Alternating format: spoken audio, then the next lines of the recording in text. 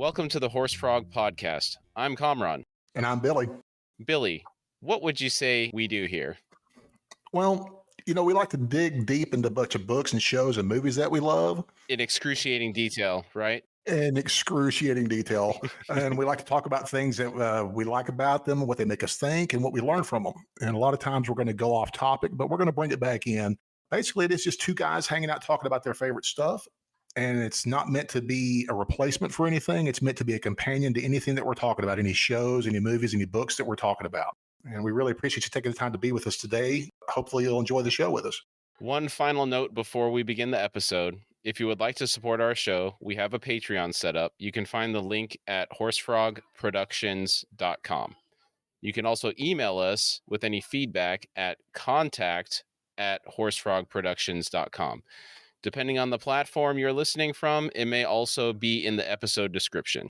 Today we are covering The Boys, the Amazon Prime show, Season 2, Episode 7. As is tradition, we give a warning prior to covering episodes of this show. This show is intended for a mature audience and has extreme violence and some scenes of sexual misconduct. If these topics upset you, then we do not recommend you continue listening. We have a number of corrections and additions today. I was going to mention it earlier, but due to a reveal in it, if you get a chance on Amazon itself, you can find this, but there is the Dawn of the Seven trailer, and you can find it on YouTube as well. It's such a beautiful trailer. It's built from all the footage that we've seen being shot through this season so far. And would you agree that that is a magnificent trailer? Yeah, it's like a fully, post-production. They actually made a trailer with the footage. Yeah.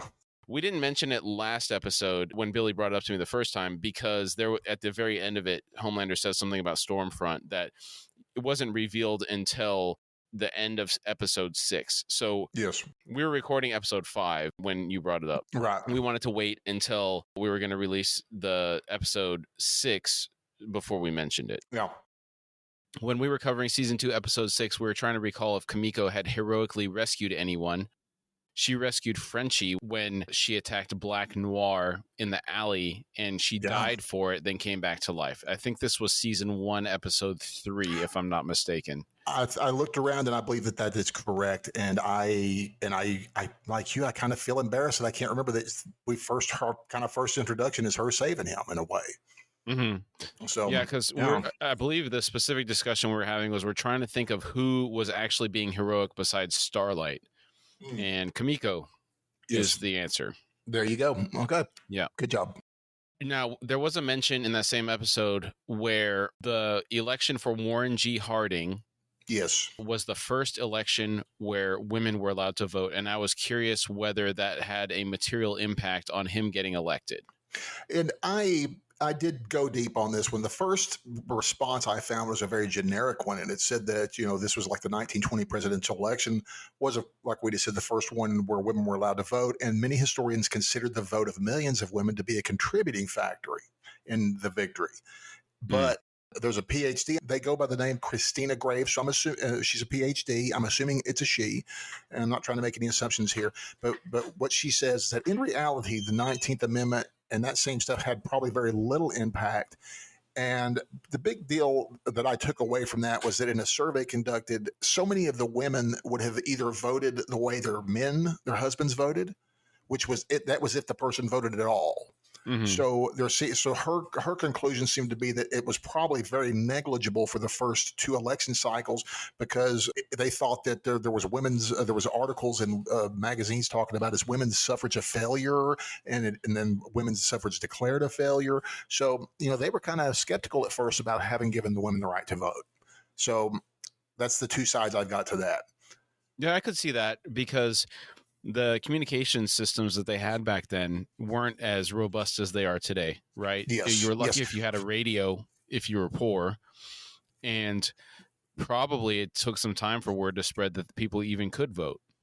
Yes, and one of the other ones that I guess that like you just said, because of Illinois was the only state that actually recorded vote according to sex, it makes it difficult for the historians to determine how many women would have voted. So yes, okay, very much so we don't even have the data to even tell. Okay, cool. Yes, so I tend to lean her way. That's why I've really dug deep on that one. So cool. Well, thanks for looking that up. My pleasure, dude. we had a note from Dane, one of our Patreon subscribers, Dang. one of our regular listeners. Yes. When we were covering season 2, episode 6, the Deep was talking about doing some weird stuff in his past, and I was wondering what that could be. And Dane says, when I was talking about doing some weird stuff, his mind goes immediately to the Deep and the dolphin, and the dolphin wanting him to touch it. Dane says it makes him think that he's been down that road before. I try not to think about that, but I feel that is very true. And I'm like, thank you, Dane, for making me think about that again. So, but yes, I think that you're probably correct, sir. I would like to also mention that I've heard something about season 3 where it's going to get weird with him. Not that it hasn't been weird already, but I'm not going to say anything else. I think it's going to get really weird. I saw an article that said that they had to form a standards and practices division at Amazon because of the boys. Do you realize that's just like the old comic book code authority? I'm not familiar with that. They were a group that basically had to put their stamp of approval on stuff, and I believe it was the 60s, because a lot of comic books, I think from the 40s and 50s in particular, could be very adult and very almost pornographic, I guess, back by the standards of back then. And it might be by today's standards for all I know. I have no idea, but there was a lot of stuff that was published under the Comics Code Authority and stuff that was not. But the Comics Code Authority, people like DC and Marvel, totally dove into that to, say, hey, this is a family friendly, we agree with this, trying to at least be family friendly at that day and age. So I think it's kind of funny to think it's almost it's almost like the exact same thing, but for the comics turned into real life movies, we need the Comics Code Authority. Also, Dane had an additional point. During one episode, when we were talking about useless superpowers, like hair that grows too fast or fingernails that grow fast, but you don't get any upgraded strength. Right. When Dane watched season 2, episode 6, and he saw his guy using the air quotes member as a weapon, Dane feels that's a useless power. Really? But in his own words, he said he was dying laughing. I agree. I was too, but man, I don't find that useless at all. It's disgusting. It's awful and disgusting, but yeah. So I have a couple of uses written down here. I'm just going to throw some out there. Okay. You could use it like Indiana Jones whip, and you could swing from things. We've seen the strangling technique in use. We've also seen him subdue a guard where it wrapped around somebody's ankle and pulled them out of the room. You could use it to carry things. Like you could use it to help you motivate and walk faster. In that aspect, you could use your third leg. Think about it. Oh, this is getting out of control. But that thought just had me wonder if it could. You could use it like a snake to like propel you forward. I'm thinking of like Dr. Octopus. But it's just Dr. Monopus. I don't know what would be a monopod. Or I don't know what it's like. Sorry. Dane, hopefully we've done a good job of convincing you that it's not useless. Although I would like to point out, in each of these cases, unless it is some type of anti-destructive material, you are putting it at risk of potential damage. Now, it did manage to break through the window on the door, so I have to think it has some level of strength beyond just an average unit, but it has. As in that DC role-playing game, it would have a little bit of invulnerability attached to it. There was a level of it, so I'm agreeing. Yes, it's toughened. Oh my gosh, I can't believe I said that. All right, move along, please. We're moving on. And again, man, thanks to friends, listeners, and especially supporters of the show, man, and all the input. Really, really appreciated. And as for you, Cloud Frog, after careful consideration, the creaking leather sound that we love will be the Hauer effect. I knew you would come up with something beautiful. I love it. The Hauer effect. Yes. Now, I will always say the Hauer effect over saying the GCE, because I love Rutger Hauer so much, and I'm so afraid of Glenn Close. Sorry, Glenn. I believe that you're probably most likely a very lovely person, but as an actress, you scare the crap out of me, and kudos for that. But GCE for her, and the Hauer effect. So the Hauer effect. We're going to refer to it as GCE for short now. Yeah, the GC is much easier. Now we Well, can people also just refer to start the. listening. We might have to actually spell it out a little bit. Well, okay. Well, let's just always call it the Glenn Close effect. We can talk about a GCE like a number. If Yes. we talked about the Glenn Closeometer, Is it a number or a color? Because I think we were talking about in the red the other day. red is always in the danger. That's just always a kind of so. Is red 11? Is it past 11? I don't know. Yeah. It's like I imagine that like 12 and 13 is danger. So the Glenn Closeometer, maybe we'll come up with a numeric system. Maybe some friends of the show and supporters could come up with some suggestions for us on that one. Yeah. What do you prefer? Would you prefer a color scale or would you prefer a numeric value? Yeah. And does Right. 1 to 10 make sense? Kind of Yeah. like a net promoter score, or do you want to do like a 1 to 5? Like I said, I've mentioned 5-star in ratings before. Y'all bring it to us, folks. Bring it up. Yeah. Let us know. All right. Episode 7. We begin the episode with a montage. There are a lot of snippets of speech from various news shows, talk shows, and podcasts. The scene begins with an alarm going off at 7:30 a.m. The song "What a Wonderful World" by John Baptiste is playing in the background. Yet another remake of that song. That's a Louis Armstrong song, but yes, it is. I looked it up. It is word for word the same song. It's just a way more depressing version. It's somehow more relevant because it's sad. I don't know. Did you watch the video? The video of the song? No. I didn't watch the whole thing. It seems to show some nuns of apparently like I would say that like African sisters and nuns. I think they're being nice, but the song is sad and depressing version of "It's a Wonderful Life" or "Wonderful World" by Louis Armstrong. So I find it very strange. It may not be strange for anybody, but me. I was going to go down a little rabbit hole with music covers, but I think I'm gonna not, because we just spent 15 minutes going over a bunch of stuff. We need to get into the episode, so I'll hold that for another time. Our effect is worth the time. Yes, that was worth it. We hear a radio show host saying 30% of the public is hardcore aware now and know how the system works, and then we don't do anything about it. That's why super terrorists continue to invade America. We see a room of a man, appears to be in his 20s. There are suit posters on the wall. Black Noir, Stormfront, and Soldier Boy are visible. The man has a Black Noir figure in a box on his nightstand. As the man is getting dressed, he has the Vought News Network on in the background. Stormfront is giving a speech. She says, "There are illegal immigrants pouring into this country every day, and any one of them could be a super terrorist." The man is pouring some coffee in a cup, and he has yet another news anchor on in the background. The anchor says, "Many are calling for more superheroes in order to counter the super terrorist threat and protect Americans."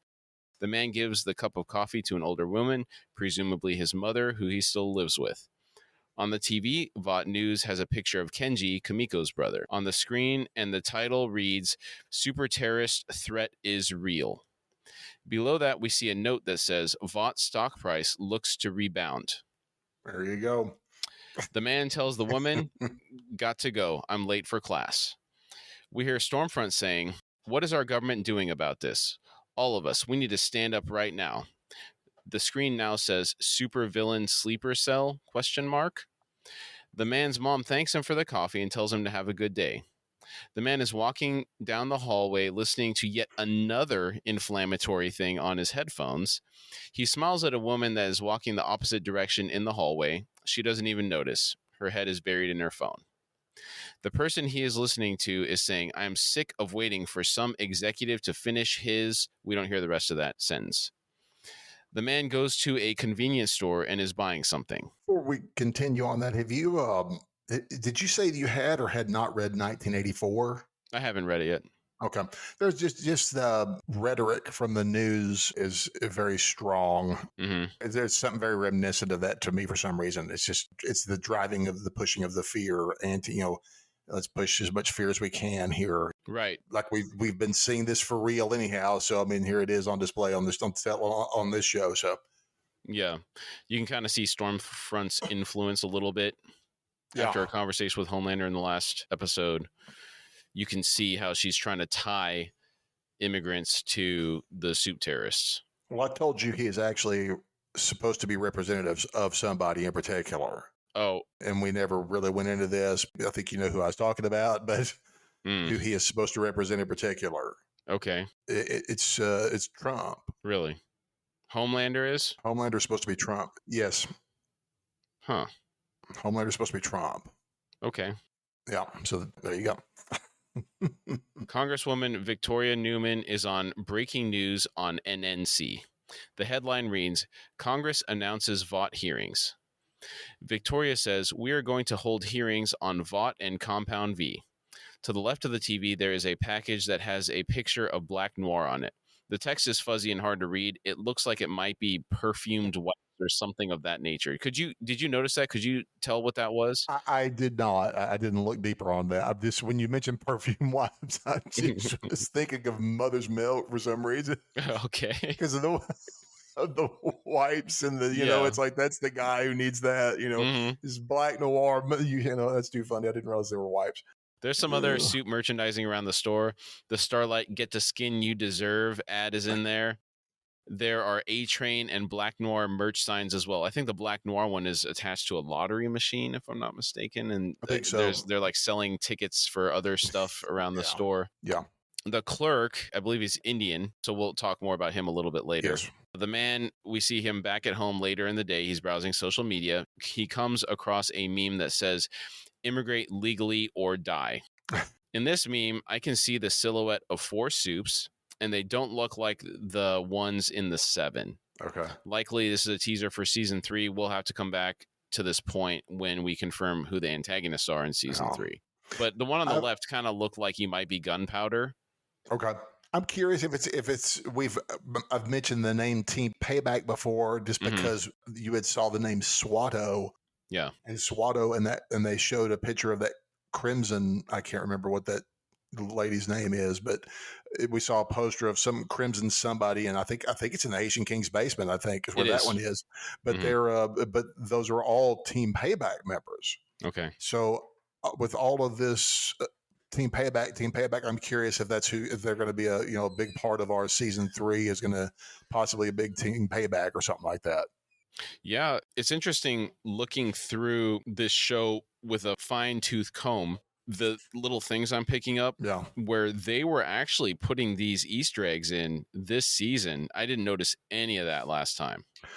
I didn't either, and last season I was really guilty of not paying so much attention. And this time in particular, I went to the effort to make sure that I had everything turned off. I was focusing really hard on the episode.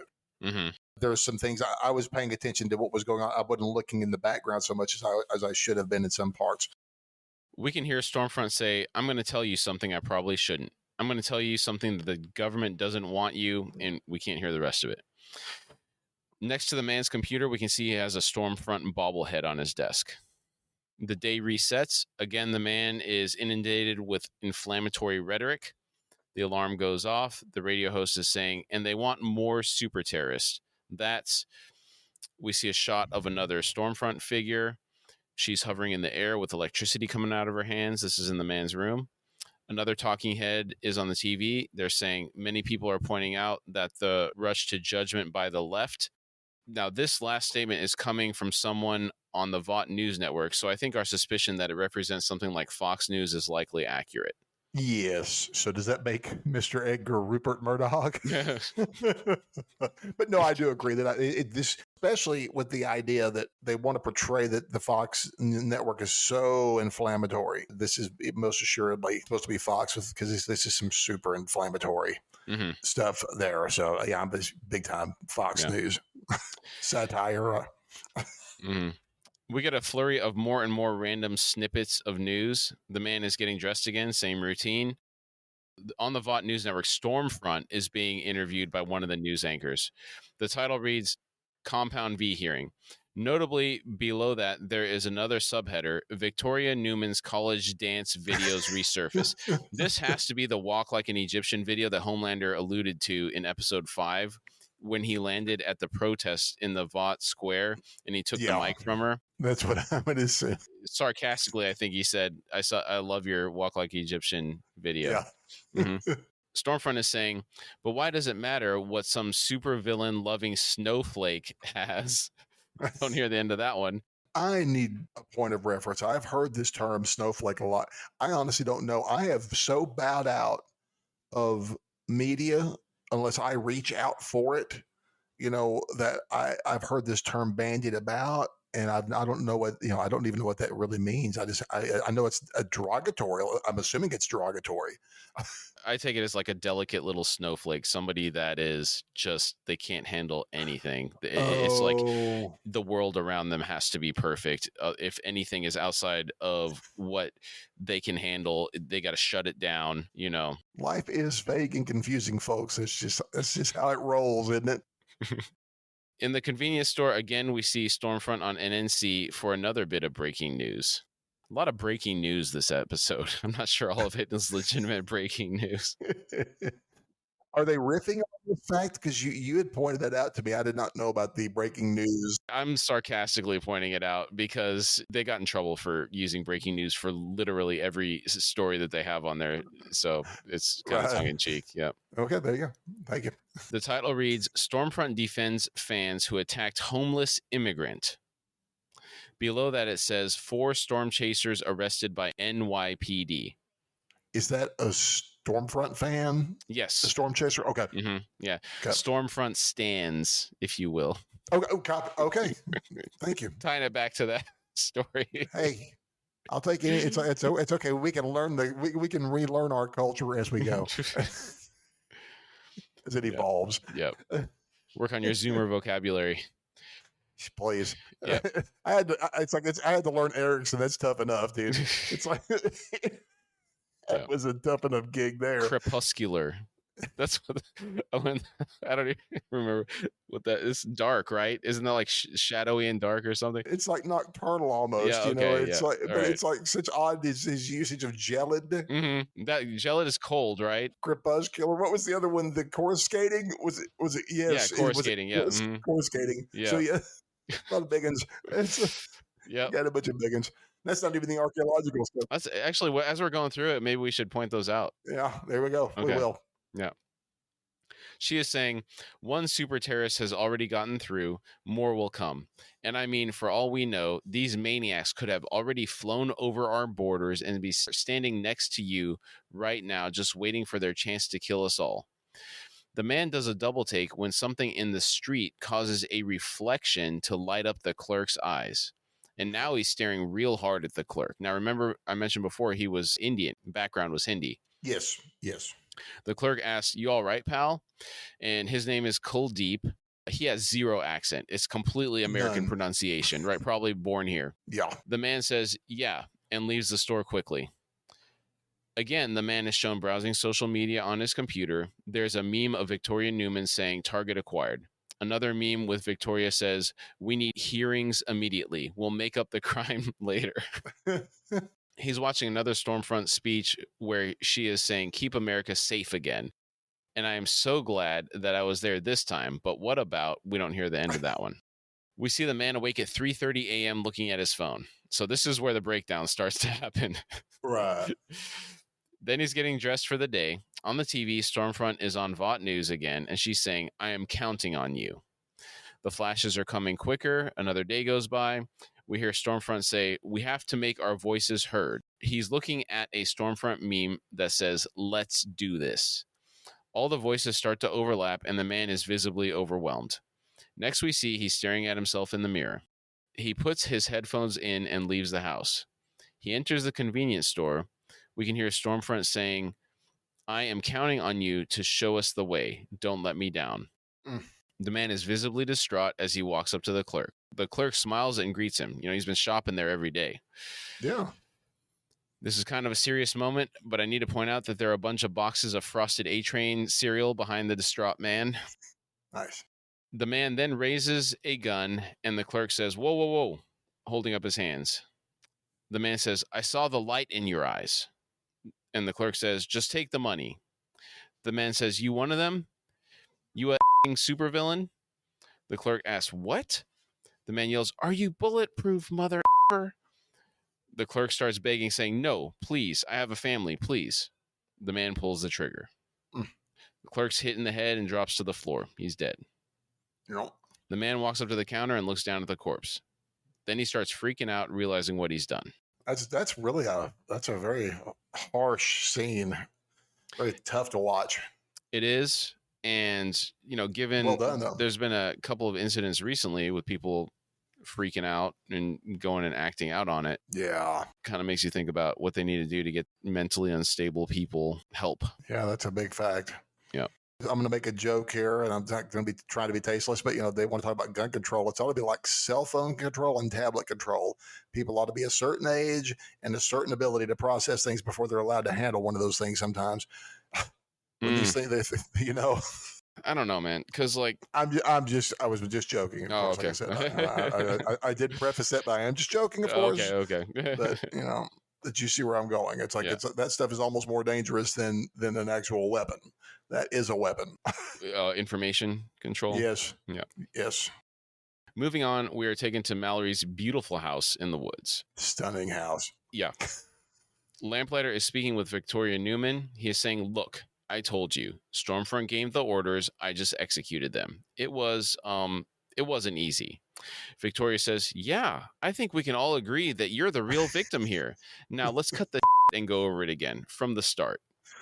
I love that from her. I kind of really like her because of that line. Yeah, that's funny. She's pretty sassy. Real sassy. She's got that. It's not as snarky and sassy as Stormfront, and of course, now that we know what we do about Stormfront, we assume not as evil. But that may be wrong to assume that too. I don't know. Lamplighter says, "I had just left the 7, and Mr. Edgar invited me to his club." We see Butcher standing up and looking out the floor-to-ceiling windows in the house. Mallory says, "Put away that petulant look before you hurt someone with it." Butcher responds saying, "Yeah, I should be chuffed we're pissing away the best asset we ever got our mitts on." Mallory asks, "And your plan would be?" Butcher says, "Same as always. Squeeze the till he gives up the next and then kill the when we're done." Wow. Mallory says, "I have no doubt you'd be happy with that unending cycle of brutality." I agree. He probably is that way. It seems to be that way. Mm-hmm. Butcher finally turns to look at Mallory and asks, "How can you not want blood for what he done?" Mallory says, "He's willing to speak against Vought at the hearing. We've never had Congress on our side before." Butcher scoffs and says, "Congress, please. What a bunch of corrupt they are." Victoria walks in from the other room and says, "Oh, come on. You're not the first person to call me a Mr. Butcher. I'm starting to think it's like a badge of honor." Butcher says, "Term of endearment where I come from, love." Victoria only says, then sits down. Mallory asks, "Well?" Victoria is sitting down facing Mallory and says, "Opposition's going to have a field day with him. Disgruntled ex-soup. I'm fairly sure he's half the Sacred Heart cheerleading squad. But yeah, he'll be a good witness. It's not enough, though." And that would be the Sacred Heart University cheerleading squad. I wonder how she teased that bit of information out of him. Right. Mm-hmm. And really, just probably something that's probably in the comics. There is a lot of this, especially with the younger superhero teams. A lot of this sport having intercourse with whomever as fast as they can. It's like it may be maybe it's tied to. It's like these guys are like a fraternity almost. Yeah, I get that. Is basically the best way of looking at it. Butcher says, "Not enough. If torturing and burning a bunch of mentals on Vought say so ain't enough for you Muppets, then what the are you good for, huh? A strongly worded tweet?" Victoria's companion, Lisa, retorts saying, "You're a wanted felon, asshole. We don't need your help." Victoria says, "Yes, we do, Lisa. Mr. Butcher here has fought Vought harder than we ever have." Butcher gives Lisa a grin, and Lisa performs an eye roll. It's a pretty good one, too. Not as good as Maeve's when Stormfront was talking to Homelander. It's a close second. It's a close second, though. Victoria continues, "But I would like a turn. If we can, trust each other." Huey says, "I think we can. Trust each other." the pro medic, is in the process of looking at Huey's bandage over his abdominal wound. He tells Huey, "Hold still." Now, I found it was interesting that Huey's sitting on Mallory's countertops and they're doing this medical stuff on top of her countertops. Right. Like where she's going to be cooking possibly Right. later. And and Huey's recovering pretty well for a guy that was just almost sawed to the back, almost in half by a huge hunk of metal.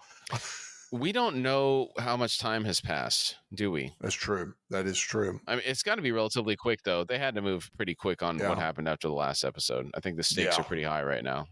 Just like last season, it keeps ratcheting up faster and harder and stronger as we get close to the end. Right. Mallory asks Victoria, "What do you need?" Victoria says, "Okay, we know what they were doing at Sage Grove, but we don't know why. Why test Compound V on patients? What do they want? I need the full picture. If we're going to take a shot at the king, we can't miss." Butcher gets a phone call. It's from a non-US number. He doesn't answer. And the number that shows up, it's a fake mobile phone number from the UK. Kind of like, I think they used to use 555 area code in the US in movies for fake phone numbers. Yeah. Yes. It's always 555. So is it the 44? Is that the international prefix for this is a fake? I think 44 indicates UK. Okay. It's like 440. I'm not going to read the whole number out. Right. I got you. It looks like a UK number. Yeah, because I know in a lot of American movies, they'll go to the detail of having the area code actually be correct, but they'll still show a 555 pop up. So we know that it is indeed a fake, but we know that they are true enough that they're in the same vicinity where they should be. They go to that kind of detail. It's kind of funny. This reminds me of, I was watching a documentary. It was like a short thing where they're talking about, what's the song where they say 867-5309? Right. What's the name of that song? That's the name of the song. I think it's what I say. It's 867-5309/Jenny. Okay. So that song, 867-5309, I remember watching a video where people that actually had that number, they were talking about the calls they were getting after that song came out in the 80s, because that was a real phone number and a bunch of people like just bombarded, man. Yeah, different area codes too. That's too funny. Yeah, that's true. Yeah, but be any area code with that, because there's any area code can have the same number. Yes, you could have multiples. Oh, yeah, that's too funny. Hilarious. Now they just got bombarded by robot callers all day talking about their car warranty expiring. The never ceasing car warranty that's just about to expire. Oh, it's man. like, wow. Dude, okay. So I take great pleasure when those people call me, because I actually try to keep them on the phone as long as possible. Okay. Wait. So one time I get the car warranty people on there, and I'm getting more and more ridiculous with each car that I'm mentioning. And like the first one, I mentioned my first car. It was a 1981 Volvo station wagon. And they say, we don't support cars that old. So then I go progressively more crazy. So I said, okay. I have like an impossible car, which would be like a Mercedes S55, which is like brand new. They're probably, $120,000 car. But I said I had like 160,000 miles on it or some ridiculous thing, because nobody would cover a car with that much mileage. And they say, no, we can't cover a car with that much mileage. I'm like, okay. So here, let me do another one. Like she's not picking up yet. Like that, I'm messing with her. That's too funny. And I think I said like a McLaren F1, which is like a $20 million car. I said it's a 1995 McLaren F1. And then like, she's like, no, we don't support that. I was like, okay, let me give you another one. And like, finally she just... Did she accidentally hang up on you? She had enough. Yeah, she hung up on me. And I thought they weren't allowed to do that, but like, I just kept going and going. It's great. That's too funny. Butcher got the phone call from a non-US number. It's from the UK. Mallory says, we know someone who might know the full picture. Butcher says, oh, well, that's rich, isn't it? Victoria asks, who is it? Mallory says, like you said, we're going to have to trust each other. Victoria smiles at her. Starlight is sitting in a Jitter Bean coffee shop. Her mom, Donna, walks in and asks her if she'd like a coffee. Starlight says, no, thanks. Donna says, how about a white chocolate unicorn frappe? They're really good. I didn't know what a unicorn frappe was, so I looked it up. It looks intriguingly like hyper sweet. Yeah. The unicorn frappuccino was a viral drink created by Starbucks introduced in April of 2017. It is made with ice, milk, pink powder, sour blue powder, creme frappuccino syrup, mango syrup, and blue drizzle. In the 24-ounce size, it contains 500 calories, 18 grams of fat, and 76 grams of Wow. sugar and 55 milligrams of cholesterol. The drink was Wow. available only for a limited time, ending on April 23rd, 2017. By contrast, one scoop of vanilla ice cream has 14 grams of sugar and 7 grams of fat. Wow. I'm kind of curious as to what is this pink powder and this sour blue powder? Is that our only description? I don't know. We gotta look it up. It's got some pink stuff. It's got some blue stuff in it. It's like, Yeah. well, what is it? I don't know. I'm curious now.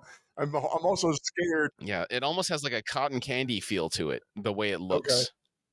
Yeah, that Doesn't sounds it? way. 18 grams of fat. Holy moly! The sugar was really what concerned me, because I mean, you assume that it's gonna have a lot of cream in it, right? Right. Yeah, 76 grams. But the 76 Oh, grams of sugar, I mean, that's ow. ridiculous, man.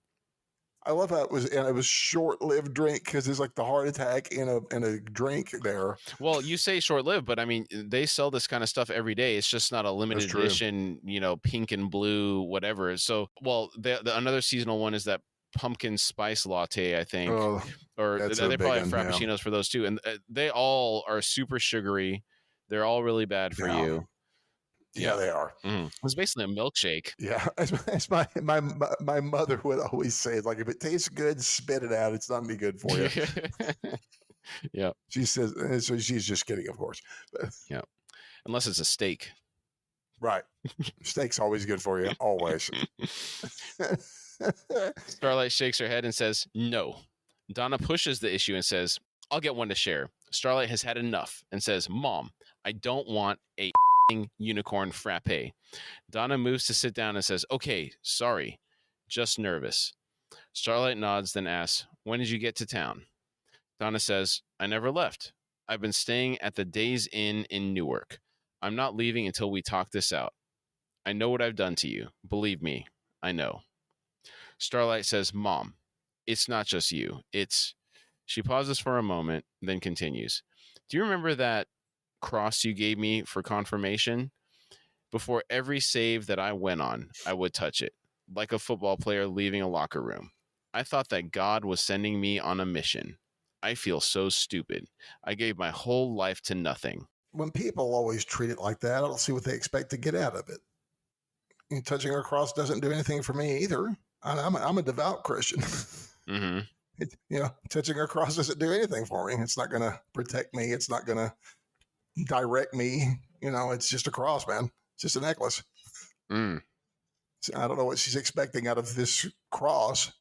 That's a very magical line of thinking. I hear a lot of people say these kind of things. Oh, I touch my cross. I do this. I'm like, well, why? I don't get it. I mean, you may be in the minority because I've always seen people doing this kind of stuff, right? I could very well be. I guess because Yeah. I could, but I find that personally, I could find that stuff very. I almost don't want to say it, but it's very pagan. It's very unchristian to me, as far as I'm concerned. But I'm also I'm kind of I'm a hyper reform guy, so I tend to roll a little bit more. I don't know. My theology is a little bit different than most folks. Is it like more literally following? I'm a very literal guy, yeah, for the Oh. most. And it's not just that it's not that it's there is that, but it's like it's also just the fact that the authority is the word of God / not a person, not a church.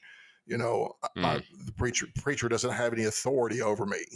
He's the guy that gets up every week and that he performs exegesis on a Bible verse. He looks up things and brings out the meaning of what it is versus not how much, he shows you what it means, not what it's supposed to mean to you. He's kind of showing you what it really means.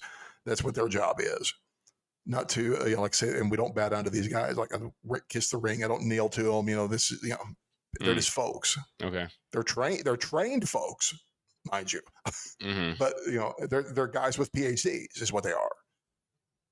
Oh, they have to have a PhD? Or you don't have to. Okay. Evangelists can be untrained. Okay. and it can be used mightily. But most of your preacher is going to have a lot of training because you want a guy to be around that's going to be in charge of his congregation for hopefully decade at minimum. Mm-hmm. You want them around for a long time to help lead a church through through good and bad times and help your church grow. Hopefully. Okay. Starlight was saying she feels stupid, that she gave her whole life to nothing. Donna says that's not true. Starlight says, Mom, the good guys don't win. The bad guys don't get punished. What we do means nothing. It's just all for money, and I am in the middle of all of it, alone. She's beginning to cry. Donna says, Honey, you're not alone. You're not. Let's go away, you and me. Let's get away from all this. Get away from Vought. Escape for a while. I cleared it already. Mistakes have been made. Yes. Yes. Starlight asked, I cleared it with him. You cleared what? Donna says, with Ashley at Vought. Starlight says, you called them? The music takes on an ominous tone. Yes, it does. Donna says, yeah, about an hour ago. Why? Starlight says, Mom, they could be looking for me. She doesn't even finish the word. And a smoke grenade blasts through the window to the coffee house, blowing the glass inwards. The patrons are screaming in fear. Everyone except Starlight quickly succumbs to the gas. The camera pans and we can see some masked men in body armor waiting outside next to a black van. I can't see if it has flowers written on it. I think it's just a black van. It could be, and it also could be the same van because the flowers could just be a magnetic decal. True. Yeah. That could just be removable. So Starlight screams, Mom! Black Noir approaches Starlight from behind and bludgeons her with a metal stanchion he picked up in the coffee house, and it makes a bad noise. Yes, it does. It rings like a gong. But can you imagine? I can't imagine being struck by that and surviving. She takes some pretty solid hits this episode. She does. Yeah. Oh, yeah. This is just the start of it, really. Yeah. She gets what? When she got hit by that 50 caliber bullet in the park, I think it was multiples, right? I mean, she took that pretty well twice. Too, and that's a lot of force. She walked it off. Yeah. Most folks don't walk off 50 caliber shots. No, you're right. And Black Noir coming up, man, pretty scary. I actually jumped when the grenade came through the window. Surprised me. That was good. Mm-hmm. It was a good getcha, wasn't it? Yeah, it was it got me too. Back to Mallory's house. Victoria is leaving in an Audi. Yeah, nice to see good government dollars at work there. Right. Mallory, Kamiko, and Frenchie are watching her leave through the window. I need these guys in a smart car. If I'm ever going to be happy. How about like a Ford Econo van or something like that? You know, it's just like... Yes, it needs to be American. It needs to be American first. Yeah. Basically, it needs to be American. I'm sorry. If you're going to represent the country, you should at least drive the product. Yeah, I mean, I guess a Cadillac's acceptable. It's absolutely. You know, it's Cadillac. I think the... Wait, aren't they Maserati now? Is that Maserati who owns Cadillac? No, it's Chevy. No, you're thinking of Chrysler. Chrysler, they keep moving in and out of different conglomerates. I think Mercedes or Daimler owned them for a while, and they did. Some other large organization owns them now, and I think it might be. I'm not sure. Victoria is leaving in the Audi. Mallory, Kamiko, and Frenchie are watching her leave through the window. Frenchie asks Mallory, Colonel, you think the Congresswoman is in danger? She has her security detail. Mallory says, which will be useless if a soup drops in. She's our best chance to nail Vought, but only if you keep her alive until the hearing. Frenchie says, oui, madame, and begins to leave. Mallory says, and Serge, no abandoning your post this time. He looks at her for a second, then smiles and says, oui, madame. As Frenchie leaves, Butcher walks into the room and up to Huey. Now, on the point of Frenchie's reaction here, do you think he kind of takes that as her forgiving him for what happened with the grandchildren? I do. He seems to, she's given him the same type of responsibility that he's been on the outs with her. So I think it's as close to an apology accepted, because he got a little bit of a. Did you feel like he got a little bit of a smile on his face? Yes. When he got to we met him. He was, it was like that was a very striking moment for him. Yeah, like a weight lifted off. Yes, I feel very much that's what that was. Yeah, okay. Butcher walks up to Huey. Huey says, "Hey, I'm all right. I'm coming with you." As the camera is panning around during these scenes, we get a better look at Mallory's house from the inside, and it's amazing. It's got huge windows. Yes. It's kind of a contemporary style interior with tasteful art on the walls. Dude, the house itself is a piece of art. Yeah. Let's just say that. It's It really looks like nice. one of those Frank Lloyd Wright jobs, or knockoffs or something. It's just, it really, that and the place where it's located, it's just, man, it's unbelievable. Yeah. It's got a lot of It's a place you natural wanna- light inside Yeah. with all those It's windows. kind of place you want to die. You know what I'm talking about? It's the place you want to be to die. Yeah. Not in a bad way, but in a pleasant way. You know what it reminds me of? It reminds me of What's the that? house in Ex Machina. Have you seen that movie? It kind of does. Oh yeah, I love that movie. That's I another one of love- those that's a movies that great- creeps me out, man. Well, it's a beautiful. Oh, it's a great flick, dude. It's It such a is. Frankenstein movie. It's it's Yeah. very like Frankenstein, hmm but yes, it's very much like that house. I love. That's a great movie. Yeah. Great reference. Great Mhm. reference. It's very much like that house. Yeah. I think that's the first movie I remember seeing Oscar Isaac in. And I really Yeah. like him as an actor. I do too, Yeah. and I need to look up what else I've seen him in, but I really do like him. And what's crazy about that? I mean, he's in Moon Knight, and then he plays Poe Oh, okay. Dameron, and then this is probably not a good thing, but he played Apocalypse in X-Men: The Age of Apocalypse. I honestly, I've seen that movie. I don't remember it. I own it, and I the only thing I can remember is a guy being like melded into a wall at one point. I remember nothing. I don't think I ever watched it. I didn't hate it. Mm. It was entertaining. I was, so sometimes I really don't try to be that critical. I just, the critical thing for me is it entertaining first and foremost? It doesn't have to be great. Mhm. Is it a waste of my time, or was I at least entertained? Yeah. If I wasn't entertained, then it's a waste of time. If I was entertained, it's like, okay, there's step one. We have success. Then we can go deeper. But but I just need to be entertained first and foremost. He was also in a movie on Netflix called Triple Frontier. Have you seen this movie? No, I have not. It's got Ben Affleck in it. Has Pedro Pascal. Oh. It has Charlie Hunnam. So Hey, is it Jax. Pedro Pascal? That's the Mandalorian, right? Yeah. Okay, Mando. Yeah. So it's got those four guys. They're kind of army Okay. buddy. I think they were in the army. Army buddies. They plan a heist in Central America, I think it was, and it goes wrong. But Okay. that's a pretty entertaining movie. I'll check it out. I like those I like those. Is it like Three Kings? Kind of like the same kind of idea. Yeah, yeah. Actually, is very that- similar to that. A little bit darker tone to it. Three Kings Okay. had like a lighter tone to it, right? Right. Yeah. It had a kind of a lightheartedness to it. Mm-hmm. Those are the main movies that I remember him and shows that I remember him from. So Okay. yeah, I mean, he's a Very good cool. actor though. I like him. Yeah. Yeah. What I've seen him in, and yes, I agree. Mhm. Oh, he was in Body of Lies too with Leonardo DiCaprio. He was only at the very beginning. He was his friend that got killed. You seen that I movie? don't know if I've seen that movie. I don't think I've It's seen another, that movie. or that's I believe that's a Ridley Scott movie. And Oh. it's got Leonardo DiCaprio in it, so you should see it just based on that facts alone. Those two facts, yes. It's dealing with terrorism in the Middle East. It's a pretty Really? good movie, yeah. Well, then I'm ashamed of myself that I haven't seen it, because I love Ridley first and foremost before I love Leonardo, but I love Leonardo as well. hmm So I need to watch it. Okay, thanks. Yeah, sure.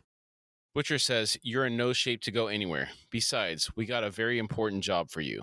We need you to look after our star witness." Lamplighter hears this and says, "Hey, you guys want to watch Deep Does It in the Blowhole?" The camera shot changes and we see the scene playing on the TV. There's a man dressed as the Deep. He is standing in an inflatable kiddie pool inside a room. He's holding an inflatable dolphin. There's a couple of other ones strewn about on the floor. We can see a naked woman from behind facing the man. He asks her, "You ready to get wet?" Huey says, "I don't want to watch that film." I love that he is such an optimist that he would call this a film. Okay, I had the Yeah. same thought. I was like, how could you call this a film? So I looked up the definition of film. I know it probably fits the definition of It film, does, but yeah, because a film is also called a movie, motion picture, moving picture, picture, or photoplay, is a work of visual art that stimulates experiences and otherwise communicates ideas, stories, perceptions, feelings, beauty, or atmosphere through the use of moving images. These I don't images are like generally accompanied by sound and more rarely other sensory stimulations. I don't like any of these sensory stimulations in this one here. This is a big no for me. Technically a film. Just throwing it out there. It is. I agree. It does meet the definition of film. I don't agree that it's art, but yes, it does. It does convey. It is not cinema. It is a film. True. Yes. Okay, thank you. I think you're thinking cinema. I have to wipe the tears on my eyes on that one. Thank you. Whew. Yeah. Okay. Yeah. Butcher slaps him on the shoulder and says, "It's a classic. You'll love it." You'll Probably love already it. seen It's it. like, Yeah. yeah. I'm assuming so. It's a classic. Yep. Huey winces when Butcher slaps him on the shoulder. He is not ready for any type of action, apparently. Including this. Including up to watching porn with another guy. Yeah. MM says, "Butcher, let's go." Butcher gets a call from the UK number again. He doesn't look happy, but answers it, saying, "Hello, Mom." Butcher's mom, Connie, says, "Hey, Billy, you ain't been picking up." Butcher walks outside and says, "Yeah, we're in a meeting." Connie says, "I'm in New York." Butcher groans and says, "Look, I told Judy to tell you not to come." Connie says, "Oh, language." Butcher says, "It's a bleeding expensive plane ticket, all right? And I ain't got the time to just..." Connie interrupts him, saying, "Billy, he's dead. Your father's dead." Butcher doesn't answer, prompting Connie to ask if he's there. Butcher asks, "When did that happen?" Connie says, "Can I see you, please? I need to see you right now." Starlight wakes up, laying on the floor of a room. The lighting is tinted green. The room has panels regularly placed on the wall. Starlight tries to draw energy from the small light in the corner, but can't draw enough to do anything. She starts banging on the door, trying to get out. When no one answers, she sits down. She's repeating, "Please let me out," repeatedly. She's starting to lose it. Now, this is one of those rooms that could really mess you up. There's no day or night cycle. There's no clock. Yes. Nothing. Mm-hmm. It's an indeterminate. Fortunately, at least for the moment, it's not like one of these sterile, white, bright lit rooms. I mean, at least it's not super lit up yet. It's just kind of just, at least it's not blindingly bright in there. So it's about the only positive. All right, now I'm going to give another warning before we get into this next scene. It's going to get weird. All right. Yes. Lamplighter is watching another adult film. A woman is straddling a man playing Homelander. There's a man in the corner saying, "Come on, man, stop. It's not..." Did you see his epaulets? No. His shoulder. Oh. His shoulder pieces, how Homelander has eagles or whatever, they're birds. Mm-hmm. These are representative of male genitalia on his shoulders. I don't like that I noticed that one either, but that was just, it was quite like, wow, I wasn't expecting to see that. I was trying hard to not look at any of it. I was like, I'm really trying really hard to not look at any of it. It's bad. There's a man in the corner saying, "Come on, man, stop. It's not cool." The Homelander actor says, "I guess you shouldn't have made your wife come, snowflake cuck." He's looking at the other man, presumably Butcher, in the eyes as he's going about his business with the wife. Now, we've heard Stormfront referring to people as snowflakes. Do you think she produced this with input from Homelander? There could be. I jokingly called, like I said, something about it it's like pornoganda. It's pornographic and propaganda kind of rolled into one there, isn't it? Yeah. Or am I just making an assumption that this is Butcher? Maybe it's just some other cuckoldry video. I don't know, but I'm like you. I kind of I tend to look at it that way. Okay. But I may be wrong. I'm like you, but I lean that way as well. Yeah. So I also thought it was interesting how they cast what you would perceive as a typical beta male as the Butcher actor in this, as opposed to a more masculine version like Butcher actually is. Right. I was trying to think, what are the two guys from advertising? The one that's a eunuch, and then there's the other guy. One of them's Trevor, right? So Trevor's kind of like that beta Seth, male. Seth, Seth and and Evan. so one of them has one of them explains his energy, but that's kind of the energy from this beta male. You mentioned beta male earlier, so that's what comes to mind is now one of those two guys, and it's not the one that's the poor eunuch; it's the other feller. Whichever, they're not big enough characters for me to want to remember their names. No, Seth is the one that had the accident, so I think Evan is the other one. So Evan, there we go. Yeah. Mm-hmm. So Evan, there we go. Huey is sitting with Lamplighter as he is on this marathon of porn watching. Lamplighter has a number of movie cases he's shuffling through, likely deciding on the next movie. Huey says, you don't need the discs. You can just download these. Lamplighter asks, what do you want to watch next? Translucent, the Invisible. These aren't even Blu-ray, dude. Yeah, they look like DVDs. Yeah. It's like, come on. Queen Maeve Pleasure Slave. Yeah, Big Black Noir. We see the cover of Big Black Noir and it says Soupist Bondage, BBC. Lamplighter goes to the next one. Oh, Starlight pulls an A train. There are 6 men on the cover. They all have underwear on with the letter A on the front, and it says, it's 3 hours of action.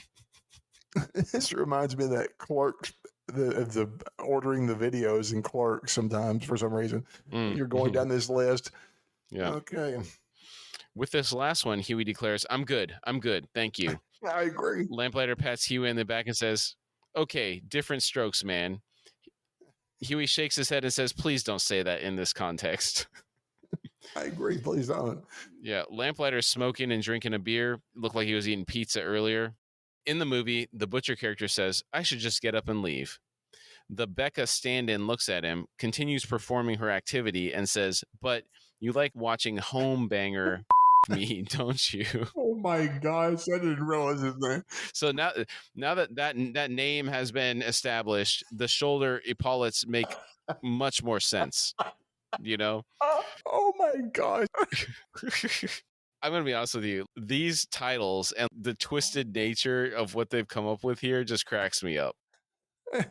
All of them. It does. Yeah. Oh my god. There's one later that comes up that hasn't been mentioned yet, and I'm really curious, like when we get there, like who that's supposed to be. Oh wait. Let's do it when we get there. Okay, let's just okay. All right. Okay.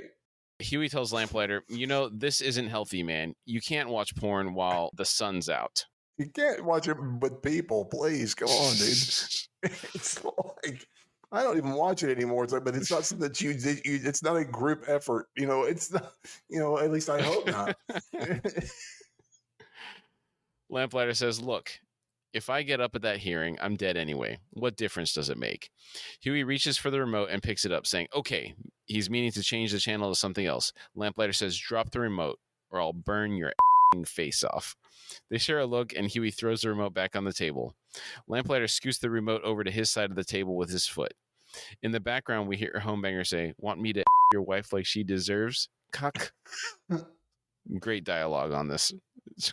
It's just reminiscent of log jamming. With Uli Coco. Yeah. Hey. I'm here to fix Dinah Cobble. So what is he fixes the cable? Is that what yeah.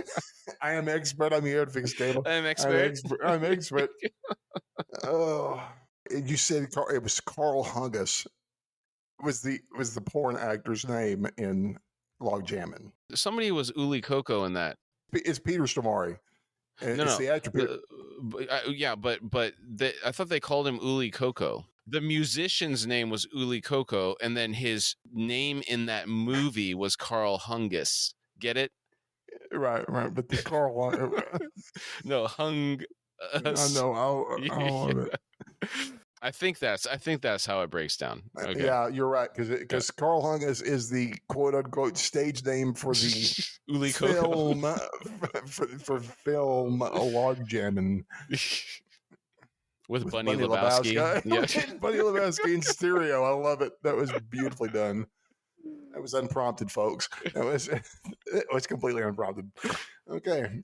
Lamplighter says, "Did you know I was a prodigy? A prodigy. I lit my first fire at 4. Burned my whole house down. My dad, he was so proud. My son's a soup.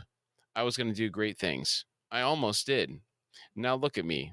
I'm like the cuck in the porn, sitting on the sidelines while the real heroes are out there doing the Huey says, "You want to know why they left me to babysit you?"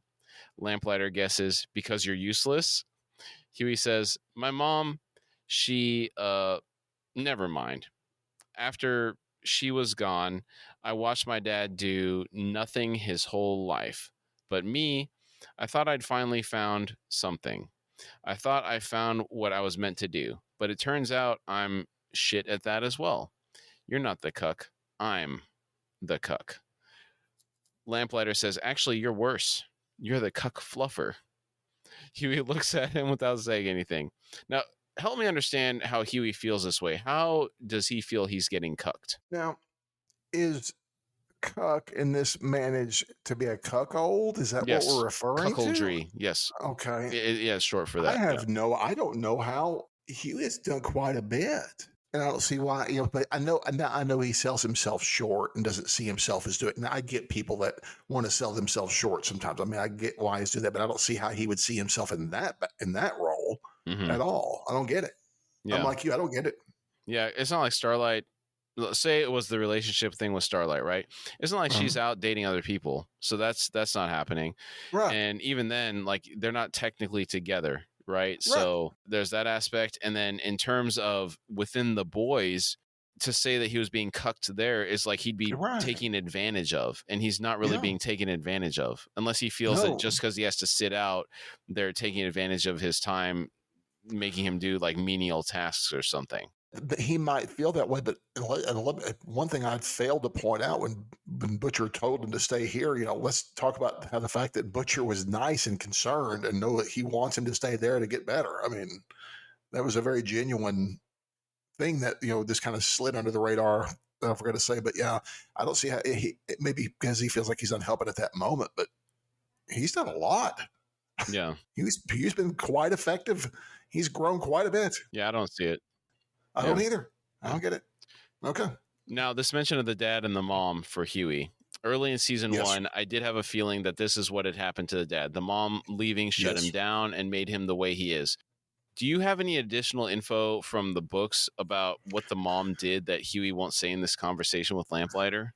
No, like I said, I'm not going too much deeper into that. I just didn't really enjoy it that much. Maybe I'll go deeper in the one I've got, but there was only the one theory that I could find, and the theory is that possibly his mom makes the soup. I couldn't find anything that dug deeper into anything. I dug. I spent a good 15, 20 minutes trying to dig on that one. Okay. And all I could find out is that Huey is a pretty good detective. Okay. His skills only improve, of course, as he just like any skill. And we've seen him do some great things already. But the mom thing, like I said, and I don't know where people have heard this from either. Like I said, this is just the only thing I've turned up. So there you go. That's all I got. Yeah. Okay. Well, thanks for looking into it. Yeah. Okay. No problem. No problem. We're taken to the square outside Vought Tower. We're treated to a nice panning shot of a statue of Soldier Boy as we enter the scene. And I mentioned this earlier, but it's really amazing how much I missed. And now that I'm looking for this stuff, it's like right there because we know Soldier Boy comes back in season 3 from the I know it. previews. And Yeah. I've completely missed, and that's what's bad is I even missed that. Well, I only saw it on the second time I was rewinding the scene. So I Okay. got lucky. Yeah. There's so much goes on in a lot of these scenes in the background, and like you've pointed out, and I pointed out in past episodes. I mean, there are so many Easter eggs in this show.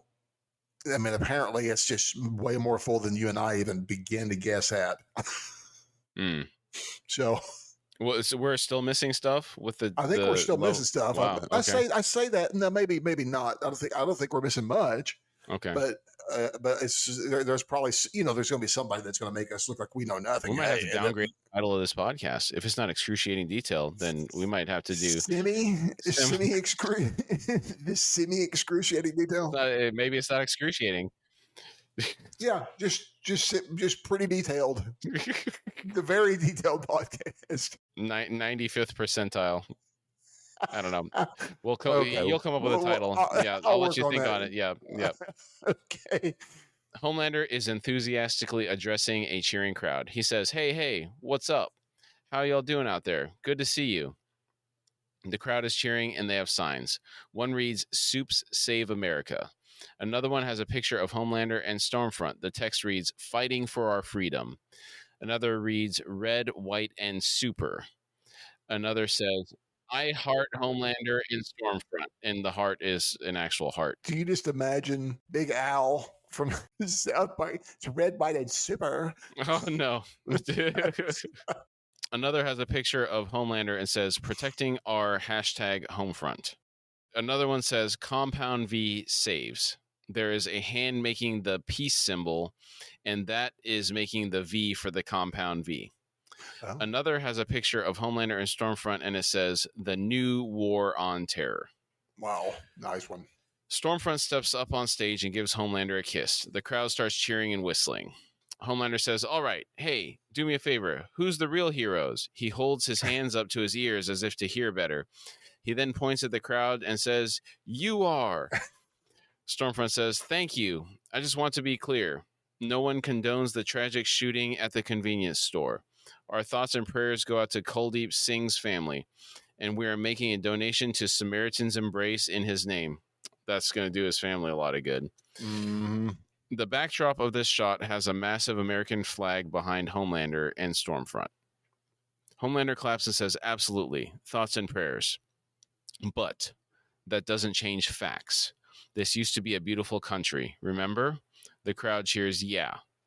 Homelander continues, One nation under God. Remember? The crowd cheers again. He says, right before these godless, inhuman supervillains started pouring across our borders and dragging us down into their mud. How many supervillains are coming across the border? I don't know. And where is this? Why is all this calling for, like, we need more Compound V? It's like, other than them generating this. Oh, at the end of the last episode, Stormfront said that was the future. Yes, that's right. It's like it's basically the Socialist Party of Germany in the 30s wanted to like have a superior race, right? And so she's basically wants to use Compound V to recreate that with Soups. Yeah, and they win. And what's funny, like I said, Vought wins on all the way around. It's like, we're going to do something for Samaritan's Embrace, another Vought-run organization. Mm-hmm. It's like, so all this just makes all this, either way you look at it, makes it all props Vought up, even though it appears to be anti or pro Vought. It doesn't matter. They're winning both. They win both ways. Yeah. Very well done. Good job, Stan Edgar. Well, I expect no less from Ghost Ring. Here's the thing. Is he taking orders from Stormfront? He might very well be. She's getting emails from him. There's a lot of communication back and forth. I have to wonder what their relationship's like, because he has to know, he already gave Homelander that lecture about Frederick Vought. Frederick Vought. Yeah, that's right. Yeah, he's got to know her very, very well. This was his wife. Yeah. She probably owns like 51% of the shares or something. Yes. Well, I'm assuming that I'm assuming that you're right, that she's probably, she is probably at this point, she may be calling the shots more than we realize. Yeah. So I'm real curious as to how far this goes. Mm-hmm. Stan Edgar will do what's beneficial for Stan Edgar. Mm-hmm. I don't know if he's concerned about Vought, and for the moment, since he's tied up with Vought, then yes, he's concerned about Vought. Mm-hmm. But once he's done with Vought, he wouldn't care, I would assume. After Homelander makes this comment about dragging them down into the mud that the supervillains are pouring into the country, the crowd boos. Stormfront says, What do SJWs like Victoria Newman want us to do? Just let them in and give them a cup of iced tea? Homelander laughs. Stormfront goes on, and then punish us for trying to stop them? Homelander says, That's right. Stormfront says, Has there ever been anyone in history more persecuted just for trying to protect their own? That's twice in this one episode that his Soup has pulled that victim card. Yep. It's like, wow, do I really need to feel bad for you people? I don't think so. There's applause and cheering from the crowd. Stormfront says, We are at war. We need more Compound V. Agreement from the crowd. Homelander says, Absolutely. Stormfront says, We need more Soups. Homelander says, We need more superheroes. and the crowd is chanting, "More soups." Homelander holds up his hand to stop the chanting and says, "Now, I've always been honest with you. You know that. And I got to be honest with you now. It brings me no pleasure to tell you this. But we also had a mole in the 7. Audible gasps from the crowd. Homelander says, "That's right. One of our own. Starlight. I know. It's okay. She's been apprehended and she can't hurt anyone else." Well played, Homelander. Yeah. Let me rephrase that. Well played, Stormfront. This anti-immigrant rhetoric, it's interesting to me. Yes. It's funny because like today, you know how housing costs are going up a lot in the United States. I saw a news story that people in San Diego, like the median house price in San Diego, California, just went over $1 million. Oh my word. So people are actually renting apartments and buying houses in Tijuana, Mexico, and living there and then working in San Diego or working remotely. Wow. Yeah. And then I've heard of stories of people driving over the border in Texas to go to Juarez to fill up gas because it's cheaper in Mexico than it is here. That doesn't surprise me. That's crazy, isn't it? Well, partly, now this current spike in the prices is not all driven by taxes, but during a normal gas era, let's say that gas is $2. Okay, federal government gets I don't know what their percentage is, but they're making over $1. The feds are, and your local government's making like 70 cents on this product. And the fact that they make so much off the product they have no control that is always boggled my imagination. But yeah, that doesn't surprise me that it'd be cheaper to drive over into Juarez that's crazy to though, get man. some gas. It is. I wouldn't want to do it, but I mean, it is crazy to think about though. Yeah. But it's just interesting to see people coming to the United States, but then like Americans are going to Mexico because they can't afford to buy houses or buy gas here, so they go across the border. It's just messed up, man. You know what? That's so fun to go across the border. It is. Yeah. That says some dark times, doesn't it? Yeah. Back to Huey. His eyes are wide and he says, "I can't believe this." Now, this is the scene that I said we're going to come back to. I'm not sure who this hero is supposed to represent, but it's a male wearing a red cape and nothing else. He's on his hands and knees surrounded by a circle of naked men. He says, "Put them in, all of them. I want all of them in at the same time." Yes. Oh. Huey says, "Okay, this is insane." He grabs the remote and changes the input on the TV. He's had enough. Lamplighter says, "Hey." Huey looks at him and says, "No," then changes the input. Now, before we move on here, who do you think this is supposed to be? Who wears a red cape? Homelander? He wears a flag. This isn't a flag. He does wear a flag. I don't know. I have no idea who that's supposed to be. I'm blanked out here for some reason. I was cracking up with this one. I'm really laughing. Oh, wait, are you going with Superman? No. Okay. There's been no crossover with any of that. No, I'm just, This one really cracked me up compared to some of the other ones. I mean, the A-Train one was pretty funny too, but this one in particular. When Huey changed the input on the TV, Vought News comes up and it's showing coverage from the Vought Square. The headline reads, "Starlight a traitor." Below that we can read, "Being held at undisclosed Vought location." Homelander is saying Starlight has been conspiring with the people who murdered in cold blood my brother, the hero Translucent. So what happened to that story that he told at his funeral that a terrorist soup named El Diablo killed Translucent? Right. Well, when you're making things up as you go, I guess you just got to roll with it. No one's called him on it, so yeah, it's weird. I guess he gets away with it. Huey is freaking out. He says, "Oh my God."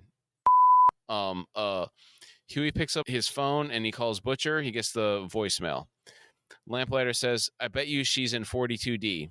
And that is if she's still alive," which Huey says, wait, what's 42D? Lamplighter says, "At the tower, soup-proof mostly, steel walls 6 feet thick." Can you imagine how much that would weigh? I have no idea. That'd be crazy. The amount of support they'd have to have for that that high up in the structure seems like it'd be really heavy. Yeah, Now, it would have to be. let's come back to this 6-foot thick wall scenario when later in the episode. I'm going to, Okay. yeah, it's going to be interesting. Right. You may already know where I'm going with that. Yeah. Huey asks, how do I get in? I love how he doesn't even think twice about going into the lion's den to save Starlight. Yeah. So I don't see where he would see himself in that image as the cuck or the cuck fluff or whatever. Mm-hmm. It's he minus the powers, he's a hero, man. Mm-hmm. He does what the hero does. He goes after people, friends that are in trouble and that are trapped, even against overwhelming odds, and at great risk to himself. And also, he convinces a powered individual to go with him. Right. That's not a cuck. Yeah, I agree. Lamplighter says, into the tower? Yeah, you don't. And I'm sorry, man, but she's probably dead. As Lamplighter is speaking, Huey is getting ready to leave. He's putting his shoes and jacket on. Huey says, there's got to be something, right? Like a secret entrance? Lamplighter says, maybe one or two, but forget it, man. It's crazy. Huey says, okay, show me. Come with me. Lamplighter says, look at you. You're still up. Huey says, which is exactly why I need your help. Lamplighter slowly says, get your friends. Huey responds, Butcher isn't picking up and the others are halfway across the state. We gotta go now. When Lamplighter doesn't move, Huey goes into his motivational speech mode. He says, listen, Vought screwed you over, right? Well, now they're trying to do the exact same thing to her. Lamplighter says, this is over for me. My whole life is over, okay? Huey says, this is your last chance to be a hero again. Come on. I mean, do you want to be the cuck or do you want to be the guy who the wife? He's speaking Lamplighter's language now. Yes, he is. See, can we just talk about the fact that is uncomfortable watching the two of them watching porn together? Well, he was obviously uncomfortable the whole time. Yeah, he was, but it's like it shows the difference between these a former hero that just wants to sit around and smoke cigs and watch porn, while the non-powered recovering from a life-threatening injury wants to get the real job done and do the heroic thing. And Huey's not wanting to be a hero. He's just wanting to do the right thing, but he is a hero. Yeah, I think Lamplighter's emotionally damaged, though, because of what happened with the kids. And then what Stormfront had him doing after that to those innocent people in that's got to be bad. The Grove. Because he was afraid of her. I would be. Stormfront's terrifying. I'm really curious how that transpired, like how he ended up there. Was it he messed up with the kids, so they hid him away? They pretended he was gone? Probably so. And then they needed to cover up. They had that compromising information on him, so they covered up that incident. Then they're like, hey, you do what we say, or we're going to release this. So you're going to come here and dispose of all this evidence for us. Yeah, I think very much so. Yeah. So I do feel bad. For him. It's a very messed up situation. Yeah. He went to Mallory's place with the intention of murdering her, which isn't okay. But yeah, I can see how there's that stark difference between that and the other. Yeah, I could see that you could see this person that's an adult that's working for an agency that's working actively against you. You could see that person as your enemy. Mm-hmm. I could understand how someone could rationalize that part of it. Yes. But yeah, like I said, him living with having killed her grandkids, is a big deal. A lot different. It's obviously been punishing him. I mean, we will see how much it's been punishing him. Yeah. Now that Huey is speaking Lamplighter's language, Lamplighter slowly stands up. This speech has moved him. Huey says, okay, yeah, let's go the wife. Consensually. Come on. Consensually. I love it. Yeah. The other thing is this as good as the Spice Girl speech? I prefer the Spice Girl speech because it's so far left field. I heard a response from someone here that's with me that said no as well in agreement with you. So yes. Okay. They agree that the Spice Girl speech is superior. Nice. Cool. Consensually. I love Huey. That is so because he's really consensually, of course. Yeah. Butcher arrives at a hotel. He knocks on the door to a room. His mom answers. He greets her and gives her a hug. She tells Butcher, come with me. They walk up to the door leading out to the balcony. She turns and says, now, don't hate me. Butcher says, why would I hate you? She doesn't answer. He walks out on the balcony and looks around. He sees his dad sitting there. He turns to leave. Now, his father is played by John Noble. Have you ever seen this guy in a likable role? I remember him as Denethor, Boromir and Faramir's father from Lord of the Yeah, Rings. Couldn't stand him then. I forgot he's that guy. Couldn't Yeah. stand it, man. And then he was kind of annoying in Fringe as See, well as the he father. was, but I loved him in that role at the same time. Okay. It's like because as the show progressed, which I have finally realized I didn't. That's on HBO Max. I thought I had finished it. I never watched the last season, and I've tried to rewatch the show, and it's pretty good. It's been pretty good.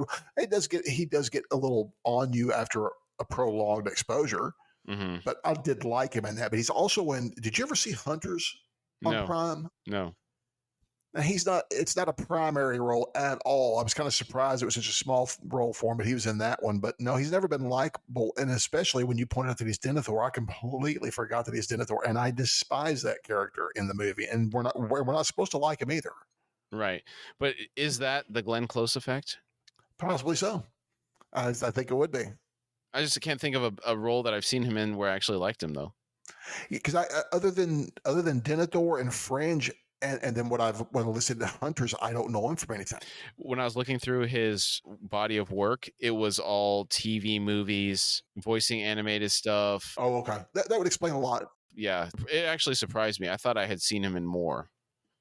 Right. Yeah. And so that would explain a lot if it's made for a lot of television stuff, because I haven't seen much of in really television stuff lately. You know, the stuff I consider TV now is now Netflix or one of the streaming services.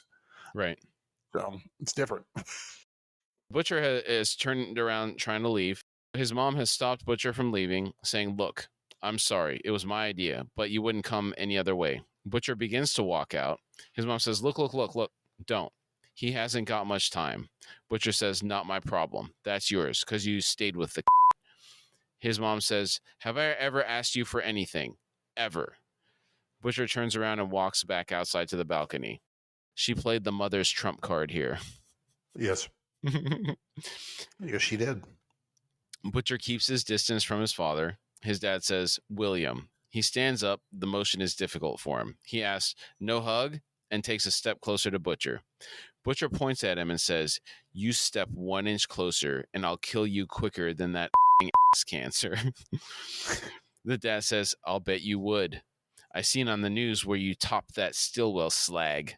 Well, at least we know where he gets it from now. Jeez. Talking about people that way. His dad's obviously a real piece of work. Yeah. Butcher says, "It weren't me, but thanks for your support." He turns to leave. The dad says, "Please, please, I just want to talk." Butcher slowly turns and says, 2 minutes. The dad collapses back into his chair, grunting in pain as he does. He asks Butcher if he's been following a cricket team, the Ashes. Butcher says, "You want to talk about cricket?" The dad asks, "You remember the 83 World Cup? I took you to every match. Leeds, Old Trafford. You loved it." Butcher says, "Do you know why I loved it? Because you'd get on the piss with your loser mates, and I could off for hours and you'd never know." The dad says, "Yeah, well, let's not do this then, eh?" Butcher agrees. The dad says, "I know I was no perfect father, but I know I never got a chance to say goodbye to Lenny, and I don't want that with you." Butcher says, "Didn't have a chance to say goodbye to Lenny. You're the reason he's dead." Yeah, and the show, like I said, it varies from we'll find out the reason here, but it varies from the comic book. So, go ahead. The dad says, "Let me tell you something, William. It's a world out there. You count on no one but yourself. You either sink or you swim. And in Lenny's case, he chose to sink." Butcher aggressively approaches his father, pointing an accusing finger at him, and says, "You don't have the right to mention his name." The dad slaps Butcher's hand out of his face and stands back up. He says, "I loved Lenny, but he wasn't hard like you. That's why you're still here and he's dead, isn't it?" Butcher says, "You beat the out of both of us, didn't you?" The dad says, "Maybe I pushed you a bit hard, but look at you." He slaps Butcher on the shoulder. Butcher swipes his hand away, saying, "Get the off." The dad says, "You afraid of anything? No. Are you the strongest bastard you know? Yeah." He chuckles and hits Butcher on the chest a couple of times. He says, "Tougher than I ever was." "Oh, you're welcome, asshole." Butcher turns to walk away. The dad says, Lenny stuck that gun in his mouth when you couldn't hack it anymore, and you pissed off to join the SAS like a right. You're the one who abandoned him, not me. This stops Butcher. Now, before we proceed here, I need to make a quick correction. In our coverage of season 2, episode 3, I mentioned that Mallory recruited Butcher and that I thought he had no military experience before that. I was wrong. Right.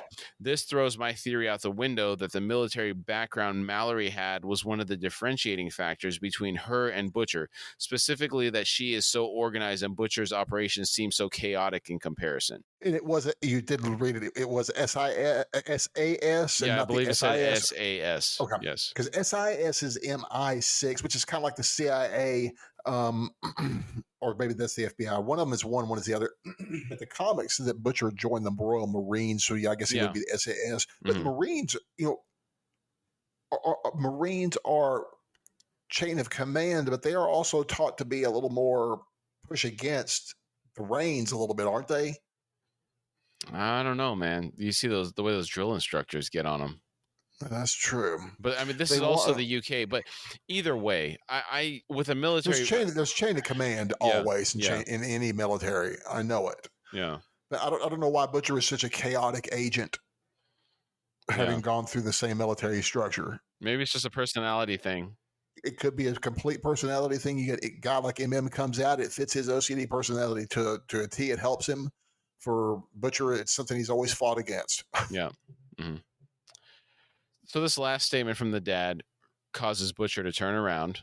He walks up to his father and grabs him by the throat, slams him against the wall, and begins choking him. He says, "You're a monster." The dad says, "It takes one to know one." It almost seems like he wanted this reaction from Butcher. And and also the fact is, straight from the father's mouth, the father feels like he's done him a favor. Yeah. Just, I've done you a favor. I've made you harder than I ever was. So you're welcome. Yeah. And he even says it. Now let's put a pin in that because we're going to come back to that later in this episode. Okay. Yeah. Cool. The mom runs outside and starts slapping Butcher on the back, saying, pack it in, stop.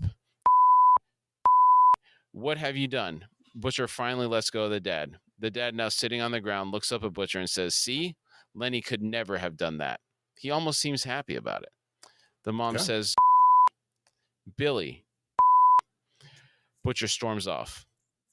I mean, seriously, what did the mom expect? Like, how could she expect this to go any differently? I don't think she expected it to go any differently, but she's the long-suffering mother. And I know a lot of these, especially from Garth in this material. He's, we mentioned he was from, where did we say he was from? Scotland or Ireland? I can't remember. But he is from Ireland. He's from Ireland. Mm-hmm. But you get a lot of this. It's very similar to almost like our South American and Hispanic brethren that are Catholics and the Anglicans. When they get married, it's like, no matter what, abuse, drunkenness, cheating, whatever, it's like they'll stick with that person. Mm-hmm. And I think that's what mom is. But I think that mom, I don't know what she's. I think she's honest in her things that she would like him to be able to say that when your dad's gone, you can't say that you didn't have a chance to say what you wanted to him, or maybe that's what's going on in her mind. She does kind of talk a little bit about what she wanted from it later on. Yeah. So I guess we'll come back to it then. Yeah. Mm-hmm. But I'm like you. She couldn't have expected it to go any better than that, though. I don't think. Oh, okay. Back to Homelander and Stormfront. They're taking pictures with fans in Vought Square. They excuse themselves and tell the fans, God bless. As soon as they are out of earshot, Homelander says, I'm telling you, it's a mistake. Stormfront asks, what is? Homelander says, keeping Starlight alive. He grabs a bottle of water from some Vought helper and dismisses him. He continues, I underestimated her before. I will not do it again. Stormfront says, Starlight is a traitor, is trending #1, and we've got 1 million tweets in support of Compound V. A common enemy rallies the base. Just trust me. Homelander says, all right. And if I can get my hands on Hugh Campbell, maybe pull his little spine out the back of his neck. As Homelander is speaking, Stormfront looks through the railing of the grandstand they are standing next to and sees a woman with a porky little baby. This baby's really cute. It's like right when they're Yeah. like poochiest. Yeah. It is a cute baby. Homelander looks at her when she doesn't respond and he asks, "You okay?" Stormfront is still looking at the woman and the baby when she says, "Yeah, I just Homelander sees what she's looking at and asks, "Your daughter?" She says, "Yeah," and chuckles softly. She continues, 80 years ago, she looked exactly like that. Sometimes it feels like yesterday. Homelander thinks for a moment, then says, "I got something I want to show you." Becca and Ryan are in the backyard working on a Lego recreation of their house. Homelander arrives with a boom, and Stormfront slowly glides to the ground. Electricity arcs to the ground as she lands. Becca is surprised. Homelander cheerfully says, "Hey guys." Stormfront says, "Hello." Homelander introduces them, saying, "This is Stormfront. Stormfront, this is Rebecca." Stormfront walks up to Rebecca and offers her hand. Rebecca shakes it, and Stormfront says, "Very nice to meet you." Homelander walks over to Ryan and says, "And this, my son. Hey, buddy, how you doing?" Ryan briefly looks at him, offering an uncomfortable smile, and quickly looks away. Homelander kneels down and says, "Listen, I know last time I screwed up big time, and I just want you to know I'm never ever going to push you that hard again, okay?" Ryan nods his head. Homelander is happy with this. He says, "All right, well, Ryan, I'd love you to meet my girlfriend, Stormfront." She walks up and says, "Wow, he looks just like you." Homelander asks, "You think?" Stormfront says, "Are you serious? Those eyes?" She chuckles and kneels down next to Ryan. She says, "Hey, Ryan, your daddy told me all about you. You have superpowers, huh?" Homelander gives a little mm-hmm in the background.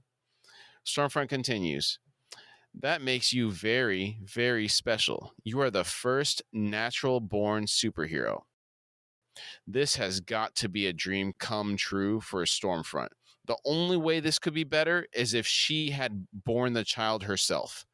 Oh, I know it. Absolutely. This is a huge deal for her. Yes. Could you imagine someone with her ideals and what she sees this child as? Oh, yeah.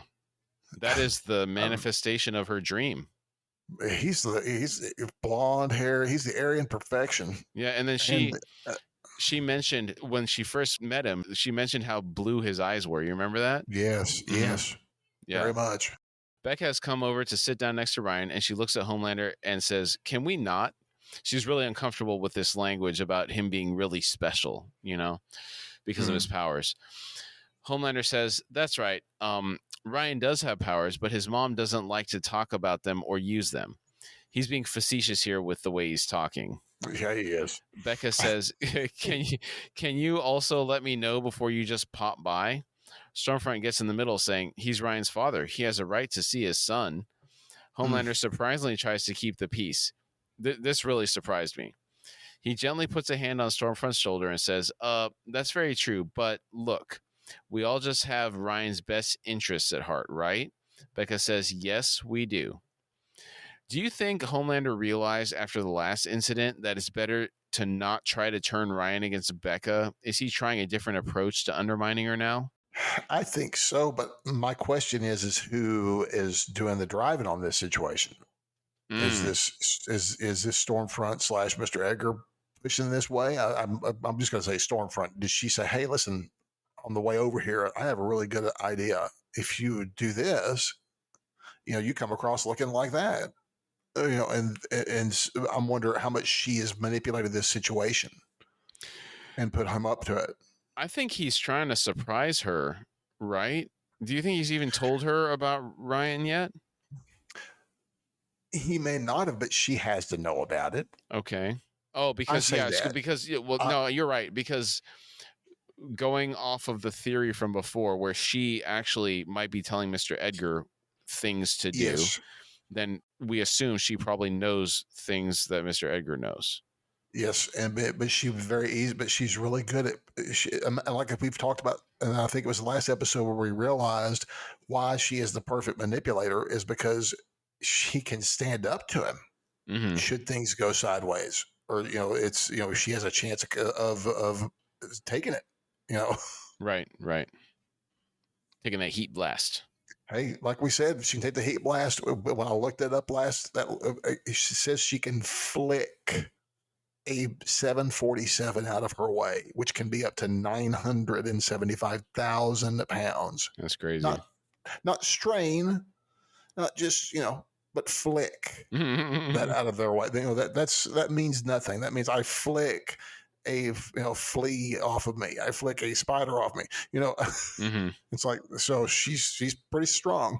Yeah, that's wild. Yeah. Homelander says, I'm really sorry I haven't been here enough. Ryan, I'd really like you to get to know Stormfront. I would. She's someone I care about very much, and I think you will too. So I think we'll be around more, a lot more.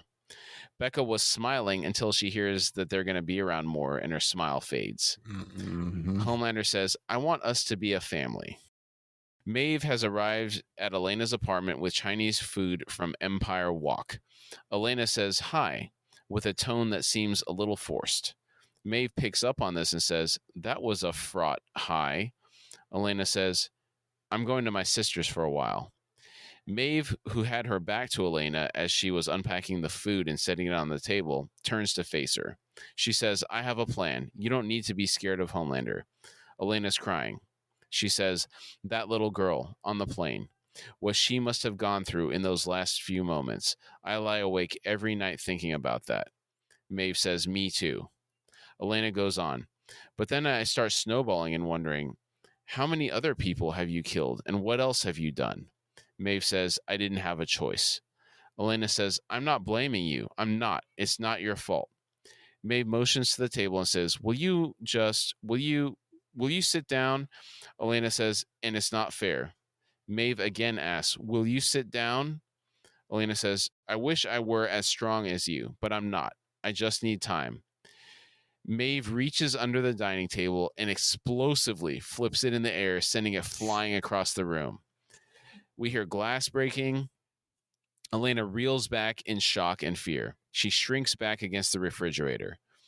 Maeve calms down after a moment and says, over and over, you said you wanted to see the real me. This is the real me. Elena sobs and says, I know. I'm sorry. That's a tough scene, man. That's a tough scene. I feel really bad for me. I feel bad for both those ladies there. It's a really good scene, really powerful scene. That flipping of the table, though, yeah, you can't be acting that way. That's like men that just start trashing stuff, and you can't be doing that kind of stuff. And that kind of table that could kill and or maim a normal person if you're on the other side of that, or hurt you. Yeah, really good. Yeah, you don't pull that kind of poor behavior. Yeah. And Mallory pull up to Jonah Vogelbaum's house. The woman on the intercom says Jonah isn't taking any visitors. Mallory says, tell him it's Grace Mallory. The gate buzzes and they enter the estate. Mallory gives MM a look. Yeah. As they are walking through the house, MM says, damn, we're on the wrong team. Jonah says, moral compromise does have its privileges. He greets Mallory and says, I thought you retired. She quips, Dr. Vogelbaum, I thought you were taller. Now, he is now a paraplegic after Homelander squeezed him. Yes. Yeah. We're assuming that's the assumption. I mean, we're told he's put the squeeze to him. In his own words, he said that. Okay. But the Homelander said that. Homelander said it.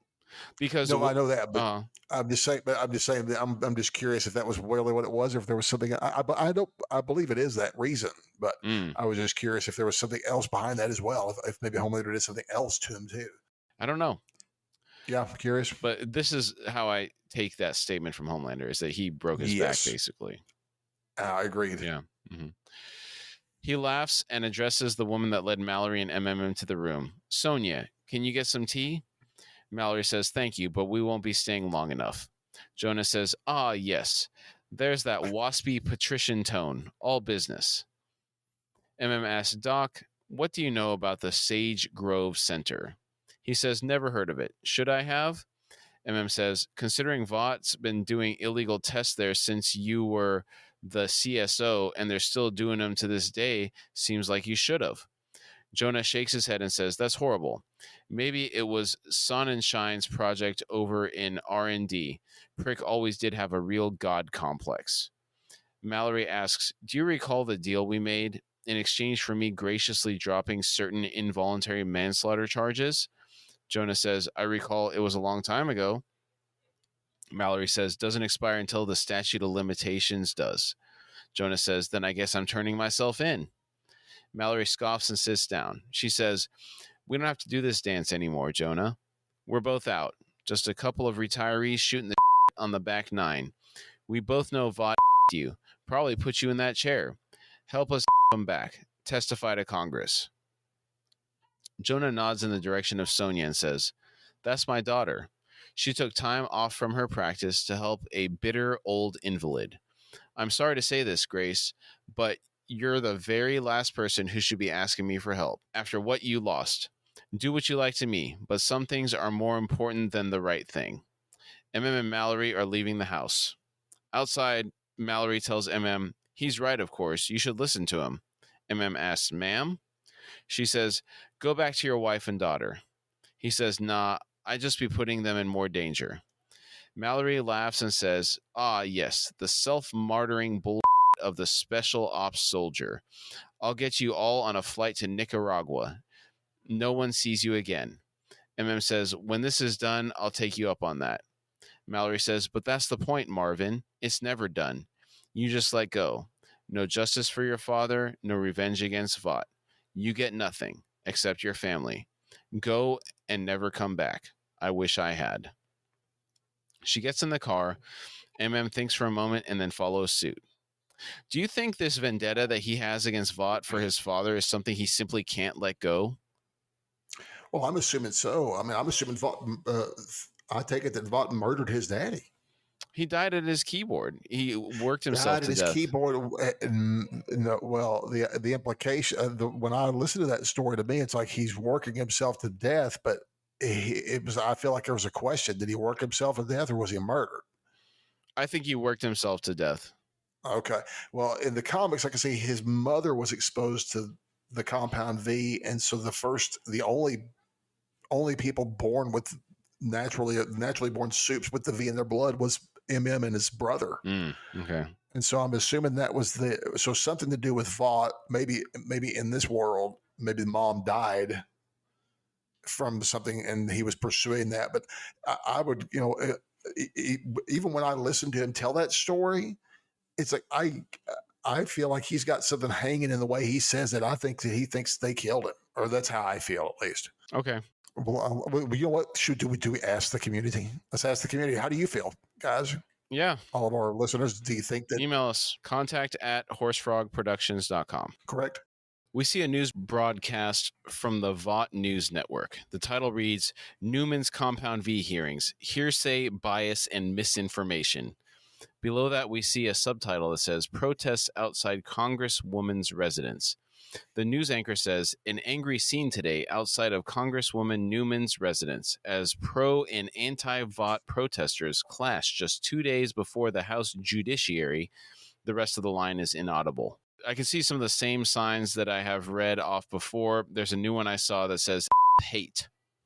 I particularly am kind of fond of that one because it's like the irony in that one to me. It's like, wait, you don't like hate, but you're expressing hatred against the hate. So is that ironic? Yes. Okay, I think thought it it is. was. I just want to make sure I felt like it is. Okay. Yeah. It's kind of like the South Park, so let's make bullying kill itself. Yeah. Okay. Butcher is in a bar drinking. He likely needed it after that fiasco with his father. I am not a drinker, but if I had an encounter like that with my dad, I'd probably be into a couple of beverages, adult beverages myself at this point. Yeah, I mean, probably the root of all his anger issues are stemming from that relationship. Well, apparently his dad was an abusive, heavy-handed father. You know, so much so that his brother killed himself over it. Yeah. Butcher receives a phone call. He finishes his current drink and orders another and an additional pint of bitter. He answers the phone. It's MM. He asks how to go with Vogelbaum. He listens for a moment, then says, "I'll take care of it," then hangs up. We're taken to the protest outside of Victoria's house. One of the pro-Vought protesters is waving a sign that says, "America, love it or leave it, Newman." The crowd is chanting, "Send her back." Yeah, so we haven't mentioned Newman's ethnicity. She does look kind of Middle Eastern a little bit. Okay, so do you think she's supposed to be like our Ilhan Omar type? Ilhan is so. Nah, This girl's way more likable than Ilhan, because whatever. What's Newman? I don't know who she well, represents, but she's actually a very. I don't know what you'd call her though. She's very American. well, I mean, she's married. She has a daughter, so she Yeah. likely married somebody with an American last name. But I mean, Right. she looks like Saudi to me, or some She could Syrian be, or some Middle Eastern. but her lack of accent makes me also believe that she's just as American as that cool deep. Yeah, The, Kuldeep Singh. the Yeah, cool deep saying yeah. he's It's American. just I just thought the America love it or leave it Newman just made me think that we never mentioned where she's from. Her right. We don't Yeah, because you and I are we always yeah. gloss over that because it shows you how relevant that stuff is to us. Well, I mean, I'm Yeah, mixed race myself, so right. A lot of times I don't really think so, about these things. Yeah. yeah, it's kind of So, normal operating procedure right. for me. Thank you. Yeah, the Oh. crowd is chanting, "Send her back." Frenchie is on a rooftop across the street from Victoria's. He is monitoring her apartment as ordered. He can see through her window that she is cooking with her daughter. Kamiko is watching Frenchie. Frenchie appears to be sitting next to some type of rocket.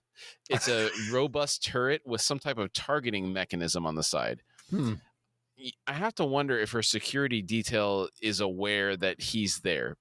I mean, he's sitting in line of sight to her window with this massive rocket turret. Heavily armed. Yeah, they got to know he's there, dude. Okay. Because I think that they'd be shooting at him right now. Yeah, I mean, Victoria was at the house with them, Yeah. so Mallory may have said, "Hey, my guy's going to be there as extra security for you or something." Yeah. Yeah. That's probably what it is. Frenchie says, "Life has always been hard, but I don't remember it being quite this crude. I get it. What she's doing with her daughter. My papa, when he lost his mind, my mama, she kept me cooking with her." Kamiko smiles. Frenchie continues, "Cassoulet, confit de canard, all the mother sauces." I had to look these up. So we're going to go into French cooking for a little second here. Cassoulet is a rich, slow-cooked casserole containing meat, pork skin, and white beans. It originates in southern France. It is named after its traditional cooking vessel, the casserole, a deep round earthenware pot with slanting sides. Confit de canard, or duck confit, is prepared in a centuries-old process of preservation that consists of salt curing a piece of meat, generally goose, duck, or pork, and then cooking it in its own fat. Now, de canard is duck, so it's confit duck is what he's talking about here. Okay. So this is very similar. I looked this up to something called. I've heard the English use this term jugging, which is which they would take whole animals, which is game or fish, and take them. It says for an extended period of time in a tightly covered casserole style dish or earthenware jug. And in France, these were known as civets. The idea of them doing the whole animal and preserving it in its fat or in its blood or fat or whatever, but that would be how I could see in its blood in a way because blood had a lot of salt in it. So it might act, but these are odd for us, but because we think of canning in different ways. But these are older school. These are old schools. Yeah, it's generally some type of like a vinegar or something involved, right? Yeah, exactly. The confit is a little bit different. So they cure the meat. I think it's 36 hours. So they put salt, garlic, and sometimes herbs such as thyme on it, and then they cover it, refrigerate it for up to 36 hours. Then prior to cooking it, they rinse the spices from the meat. Then they pat it dry. Then the meat is placed in a cooking dish deep enough to contain the meat and the rendered fat. Then they place it in the oven at a low temperature. The meat is slowly poached at least until cooked or until meltingly tender, generally 4 to 10 hours. Then the meat and the fat are removed from the oven. They're left to cool. And then when It's cooled. They transfer it to a canning jar or other container, and it completely submerge it in the fat. Then they seal the jar up, and it can be kept in the refrigerator for up to 6 months. Mm. And they sell it canned in France as well. Okay. Yeah. Now, the 5 mother sauces, they are bechamel, which is a roux with dairy, traditionally milk or cream. What is roux? In Cajun cooking, a roux is like you take flour and you brown it in a pan with, what do you put in there? I guess you put some type of dairy in there, or butter, Okay. I guess. And then you kind of like darken it up till it's kind of nutty smelling. And then I guess also flavored. And then you put other stuff in there too. So it's kind of like a soup base or a sauce base. There's a lot of French influence on Cajun food. You know what? That's almost. I was gonna say that's how you almost make gravy anyhow. Is with like some like a flour or something in there. Yeah, that's going to be. Start That's it. basically Okay. the same thing. Yeah. Okay. Velouté is a roux plus white stock. So this is traditionally chicken, but also vegetable or fish. Espagnole is a roux plus brown stock. So that's traditionally veal or beef. Okay. And then there's tomato, which is a roux plus tomatoes. And then there's hollandaise, egg yolks plus clarified melted butter plus acid, like lemon juice or white wine. These are the mother sauces. Not LSD. Not LSD. Though somebody might have made that at one point just to try it out. Might have. Yeah. Yeah. So there's your French cooking lesson. Thank you, sir. Courtesy of the Horse Frog Cookbook. We're going to offer this with our marriage counseling services and the marriage services. Yeah, that's going to be one of the marriage counseling services. There we go. The cooking class. Cooking class for couples. All right. Very good. Frenchie continues. Cooking has this way of giving port in a storm. Did your mama, she cook? Kamiko nods. Frenchie says, Irvin Yalom, he once said, you die twice. Once when you stop breathing, and again when somebody utters your name for the last time. I'd like to hear about your family. Keep them alive a bit longer, if you'd ever like to teach me. And Irvin David Yalom is an American existential psychiatrist. Okay. He's still alive. He's 91, still alive.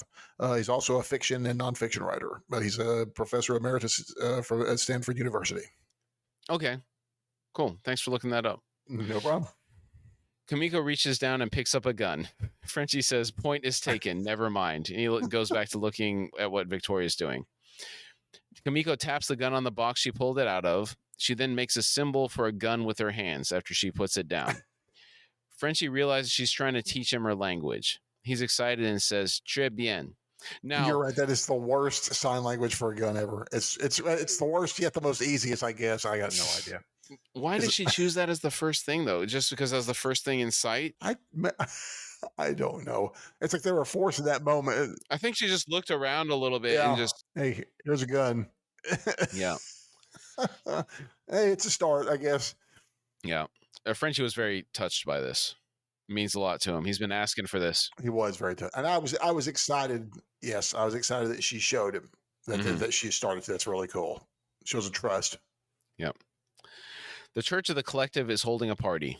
The DJ is playing That's the Way I Like It by Casey and the Sunshine Band. The Deep and his wife are in a photo booth taking goofy pictures together. When they come out of the booth, they both tell each other, "You're so cute." At least he's able to convince himself he likes her. Maybe there's something to be said for arranged marriages. I guess it depends on the arrangement. Yeah. Yeah. I mean, they seem to be getting along okay. They do. Unless and it could all be a show too. Yeah. They come upon A-Train and they greet each other. A-Train says, "Look, I brought you something just to make up for all the I used to do to you." He holds up a fishbowl with a goldfish in it. Is that offensive? What? Handing him a prisoner? Well, I remember his story about the goldfish, and he was talking about how he felt that they were begging for release, right? Right. Something along those lines. Yeah. Yeah. Okay. A-Train laughs and says, "Okay." The Deep says, "Hey, meet my new bride, Cassandra." A-Train. They both exchange pleasantries. The Deep gives A-Train a big hug and says, "Thanks, man. No, it means a lot. It means a lot." A-Train says, "Of course." The Deep hasn't let go and again says, "A lot." The A-Train says, "Yeah, man." The Deep again says, "A lot." Then finally lets him go. Alistair walks up and greets them. The Deep shakes his hand and says, "Happy birthday." Cassandra and A-Train also wish him a happy birthday. He thanks them, then tells the Deep and A-Train, "So, great news. I've got a meeting with Stan Edgar next week." They are both surprised. Alistair says, "With Congress up their ass and all this with Starlight, Vought needs trusted, proven commodities right now. They need you two. Still got a few deal points to talk through, but let's just say they should be getting your rooms ready." The Deep asks, "For real?" Cassandra says, "Honey, this is amazing." A-Train thanks Alistair. Alistair says, "By the way, what do you guys think of Eagle the Archer?" The Deep says, "Oh, he's like a brother to me." "Yeah, he was there for me when I was at rock bottom. He's the most kind, loving person that you ever..." Alistair interrupts him and says, "He's a toxic personality, and no church members are to have any contact with him whatsoever." The Deep slowly says, "Right, yeah. No, now that you mention it, he did seem pretty toxic. Yeah." Now, this turnaround really strikes me kind of like what Ashley did when she was remodeling Madeline's office. She made a statement that said the 2000s called, they want their office back. Yes. And Homelander said, "Well, I kind of liked it."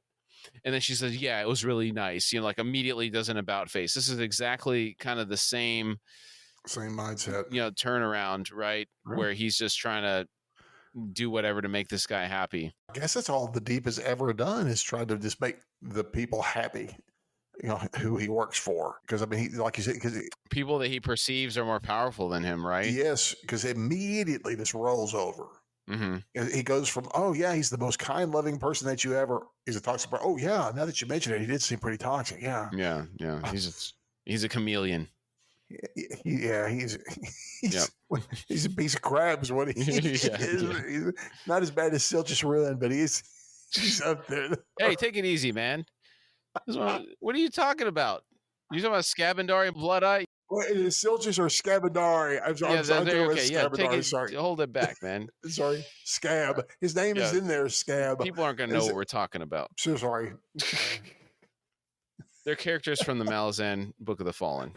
Malazan. Sorry, it's years of reprogramming to get that. I know it. All right. Stay tuned for details. A-Train is confused. He asks, "What did he do?" Alistair says, "Well, he claims the program had failed him, but actually he failed the program. He doesn't exist. You understand?" The Deep says, "Of course." Alistair hears something and looks around, then says, "Oh, come on. I think they're going to do the limbo." The Deep laughs and tells A-Train, "Come on." A-Train smiles until they leave, then he just looks confused. There are red flags all over the place here. At least A-Train's smart enough to pick up on it compared to the Deep. Absolutely. Yeah. Well, my question with the Deep is, do you think he understands, or is he just that desperate, or is it to be back in the 7, or is it a combination of both? The Church of the Collective, everybody that he's been encountering is treating him much more respectfully than the treatment that he was getting from Vought. Anybody in Vought. Right. They all treated him as a clown, a joke. He was being bullied constantly, right? Yes, absolutely. Part of it might be that he feels appreciated and that he belongs here a little bit. Now, he may not know that he's being used, because I have to assume when Alistair works on this deal, there's going to be a heavy cut that's going to the Church of the Collective. Oh, absolutely. Well, first off, it's going to, it's one of these things that if it went through, it would add a legitimacy to this cult. Mm-hmm. It would make them appear more legitimate in people's eyes. If, oh, well, they work with Vought. Mm-hmm. Vought endorses them. So, that their Vaught's name carries a lot of weight here. Yeah. Huey and Lamplighter are in an alley behind the Vought Tower. Lamplighter says, "Oh, me and Mr. Marathon used to sneak college girls in this way." Huey says, "College girls? Really?" Lamplighter says, "They were applying, yeah." Huey shakes his head and says, "That does not make it better." Lamplighter lifts a vent out of the wall and exposes a secret entryway. Inside, they walk up to an elevator. Lamplighter says, "All right, moment of truth. I'm either still in the system or about to be swarmed by guards with AKs. Huey says, "Wait, what?" Lamplighter puts his palm on the reader. After a tense moment, he exclaims, "Boom!" Huey jumps. Lamplighter enters the elevator and says, "All right, let's go." Huey follows. Ashley has entered Maeve's apartment in the tower. She calls out to her. Not hearing a response, she walks into her room. When she rounds the corner, she is stunned. She finds Maeve in bed with two naked men. Ashley says, "What the is this?" Maeve doesn't respond. She looks high. Ashley says, "This is not this is not on brand. We need you ready for Congress with Elena sitting proudly behind you." Maeve exhales some smoke and says, "She's gone." Ashley asks, "What do you mean she's gone?" Maeve repeats, "Elena's gone." Ashley is losing control of herself again. She says, okay, Elena will be back. She will be back in your arms and you will be totally fine. You're America's second favorite couple after all. Who's the first, Ellen and Portia? I think they were mentioned in a previous episode as that they were listed as the number one recognized, popularized couple, I believe. Mm-hmm. They were probably the most popular before everybody found out that Ellen treats her staff incredibly horribly and they canceled her show. Oh, I didn't realize they canceled the show, but I think they did. I heard they treat that she was apparently really atrocious behaving behind the scenes. I'm like, oh well, not good. What do you expect? I don't expect that much from folks, but yeah, oh well. Ashley continues, "You know what? Let's just take a deep breath, okay? Let's just take a deep breath here, okay?" She takes a deep breath. Is she only talking herself through the calming exercise at this point? Because Maeve seems fine. Yeah, I think so. I think she's. I mean, I say she seems fine. She's high and she's on a kind of a bender, but I mean, but she's in deep water here. I think Ashley is. Yeah. No pun intended with that one, but I mean, she is in super deep water here. Yeah. Ashley says, "We curated a coming out story that America loves, and it would be really good." Maeve interrupts.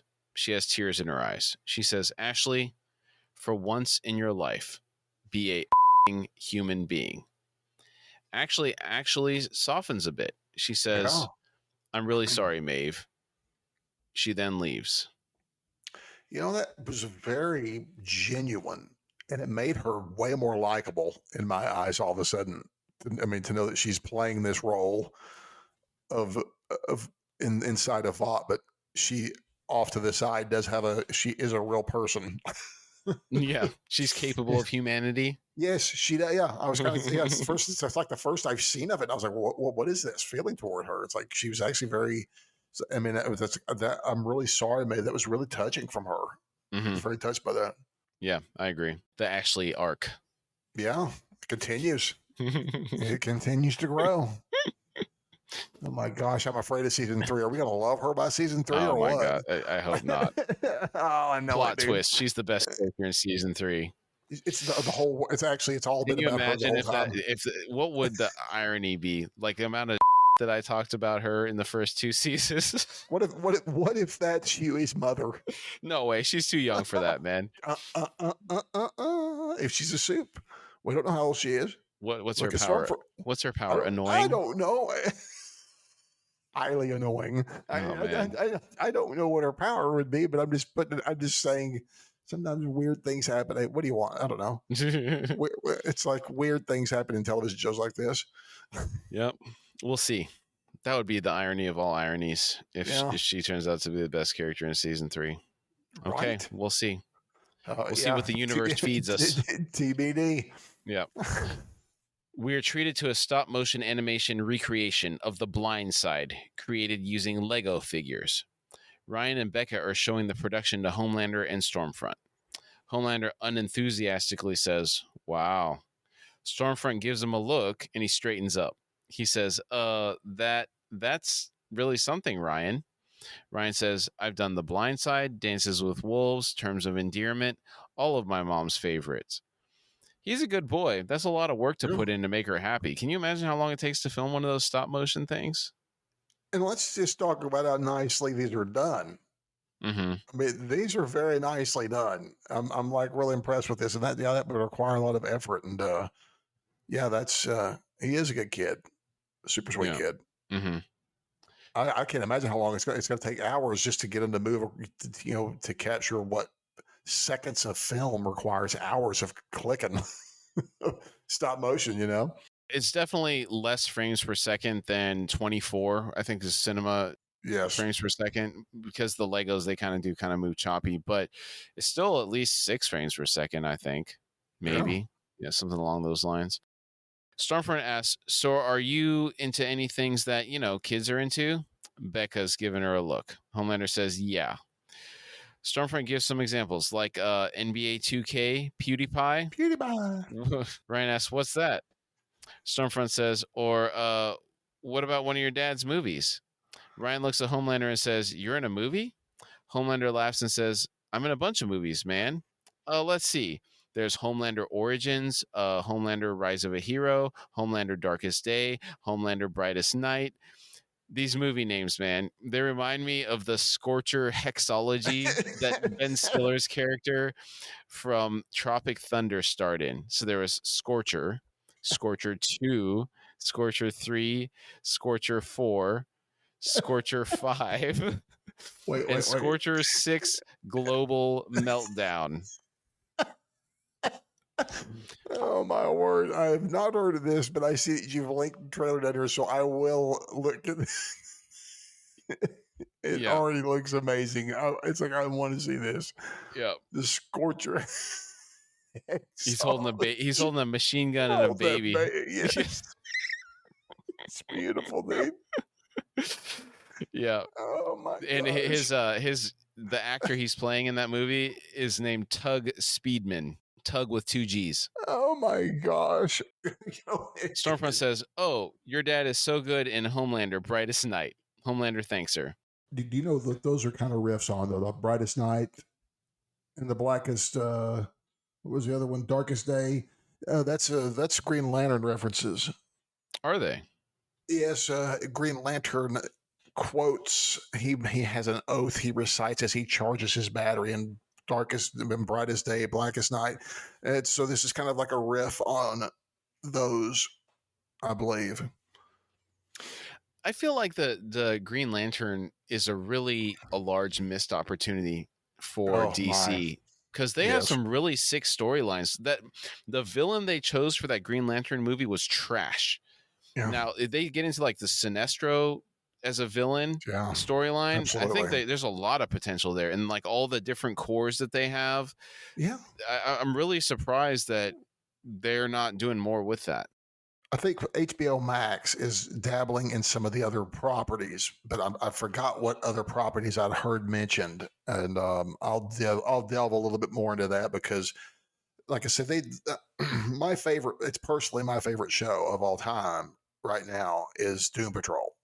Because it's one of my favorite comics, and the show is handled so beautifully. I mean, but it's so crazy.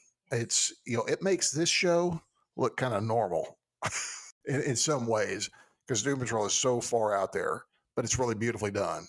And Timothy Dalton is magnificent as the chief. Mm-hmm. Love Timothy Dalton. But we'll talk about that at some point, hopefully in the future. Stormfront says, oh, your dad is so good in Homelander Brightest Night. Homelander thanks her. Ryan asks Becca if he can see them. Becca says, when you're old enough, we can talk about it, okay?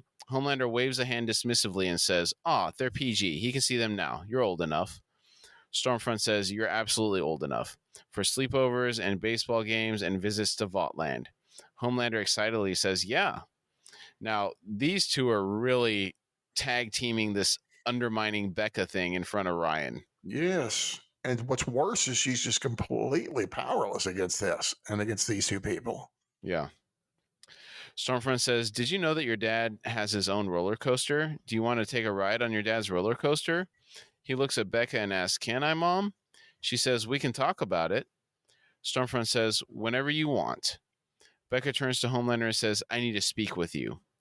Homelander says, we're having a good time here, right?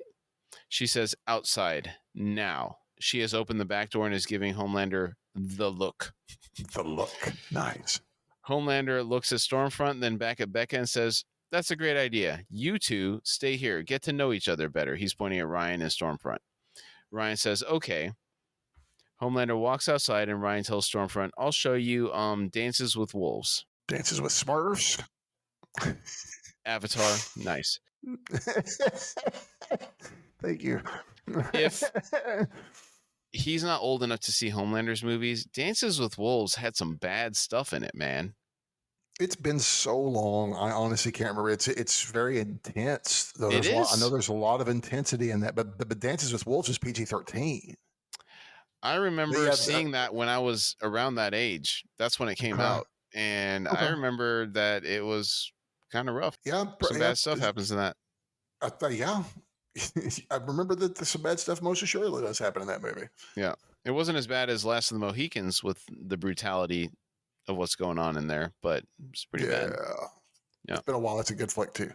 Yeah, Michael Mann, baby. I love Michael Mann babies. Hey, we talked about James Caan because that was the first Michael Mann movie for me is Thief. Yeah, and that was James Caan. Yeah, James Caan just died a couple weeks ago, right? Just a couple of weeks ago. It may have only been a week, and it may have been in less than 2 weeks, but that's a big loss. I love James Caan. He was a dadgum good actor. Outside, Becca tells Homelander, I know what you're doing. He says, nope, you don't. She says, yes, I do. I can see. He says, no, you do not. You could not possibly understand. I was raised the same way as him. That kid doesn't know anything about anything. When he sees the outside world, he's going to panic. Now, that's going to him up. I do not want my son to have to go through what I went through. I think he has a point here. Kind of, but I don't think it's much of one. I think that she has a plan. I'm sorry. I'm under the impression she has a plan to expose this kid slowly, but the idea, first and foremost, is to give the child, which is her child, a mother figure, and hopefully this will make this child, who will maybe be as strong as, if he may be more powerful than Homelander, we don't know, but as the time progresses, but with these better values of like having a mom to look up to and things like this, you're making him better. I feel there needs to come a point where she will start telling him about it, but he's still young. But she needs to start prepping him. Let me make a case for my viewpoint here. Bring it. When you have a child and they're completely isolated from people, they're not getting the social interactions necessary for them to succeed. And that's true. It's particularly important when a child is young. Now, the longer you wait to expose them to just other people socially, which is what she's doing, she's delaying this, it's going to cause problems down the road. And it's going to be harder to integrate him. Well, there may be this, but the fact is that he does have interaction. He's taking piano lessons from some lady. From an old lady. But we don't know that he's not attending a school. Is it all homeschool? Yeah, because she was telling him he had to do math homework one time. Okay, but again, like I say, she may not have a whole lot. She seems to be just as trapped as Ryan does. Yeah, they may not be giving her a choice. She may not have any choice. But her case that her choice is that she's got a place to live to try and raise this kid. Hopefully, he's not a psycho. And you'll have a nice house with a pool, and you'll have all the food and all the VOT DVDs and any other DVD, but you'll never be able to keep up with current events. When you're in a prison. Yeah, but it's not enough. It's an only child nice prison that isn't getting social interaction, being forced to deal with people that they don't want to deal with, and learning how to live. But that could be, that may not be her want either. Yeah, well, I think she's not going about it the right way. Well, I can agree that there needs to be something done. Yeah. What that is, I'm not really sure. Yeah, I mean, it's a tricky situation, but he needs to be aware of the larger world. Yeah, the fact that he, for this age and not to be aware of an outside world is concerning. I agree. I mean, other than movies, but so he is aware of an outside world to some extent. But these are all super friendly. She acts like she's not seen news. So right. Yeah, she's pretty isolated. It's very isolated there. So, okay. Becca says his life is different. He has a mother, and I know that means something to you. I do. And if you take him away from me, this whole world will feel so confusing and frightening. Homelander says, yes, but Rebecca, you are lying to him. She says, because I love him, and I know part of you loves him too, and that you want what's best for him. But what's best for him is to be here with me, with his mother. Look, we have this opportunity to give him a childhood you never had. We can do that if he's here with me. Please, I'm begging you, please. Homelander takes a breath and appears to nod. She says, yeah. Butcher pulls up to Jonah Vogelbaum's house. Sonia tries to turn him away, saying he's tired. Butcher says, I understand he's had a few surprise visitors today, but you tell him he's got one more. The name's William Butcher. They buzz Butcher in. When he pulls in, instead of driving on the circular driveway, he drives right through the middle of the grass in the center. It's hilarious. Love it. I love that I don't give a attitude. It's great. Not at all. Yeah. And he pulls up like crooked to the front door. It's great. He would pull up on the steps if he could, I think. He's that mad. Yeah. Jonah says, Mr. Butcher, I can't apologize enough for what I've done, but I can't give you the information.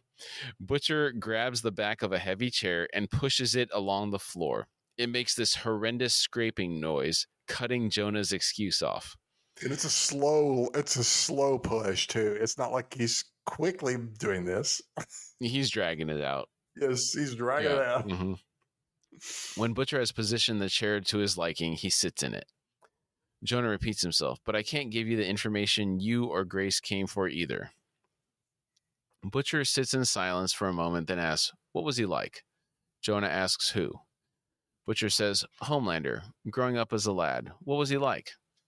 Jonah shakes his head and says, I'm sure you don't want to talk about this. Butcher counters with, oh, there is nothing I want to talk about more. And who knows better than you? Jonah sighs, then says, when he was a little boy, 5 or 6, he was quite sweet. He'd cuddle up to me. He loved stories about Davy Crockett, Teddy Roosevelt. Loved the idea of the woods, the forest, manifest destiny. Well, you know, I needed him to be the strongest man in the world. So I went to work on him. He didn't even want it. It was for me. Who does that sound like to you? Very much like Butcher's father. Yes. The parallels with Butcher's father are there. Yep, very much. Butcher is silent for a moment as he thinks this over.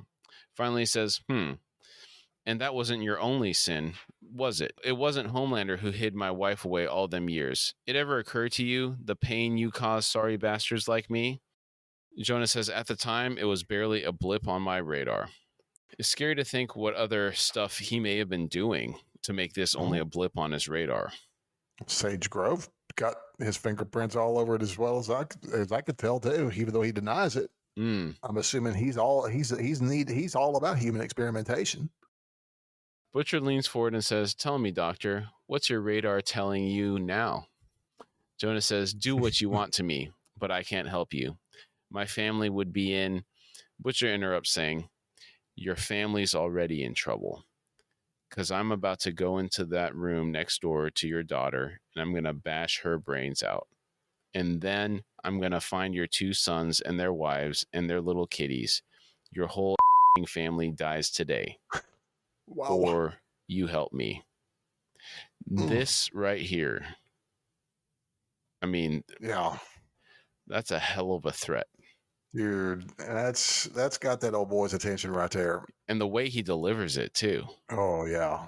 I mean, that's a standout scene for me in this episode. It very much is a standout scene because the fact first off, he's just telling the guy, it's like, I'm not threatening you. Yeah. I'm not even beginning to threaten you yet. We'll get to you.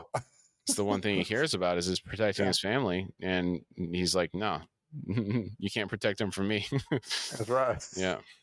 And I believe every word of it. Yeah. And Jonah looks terrified. Yeah. Rightfully so. Butcher leans back in his chair and says, what's it going to be, Doc? Jonah says, how? How can you be so...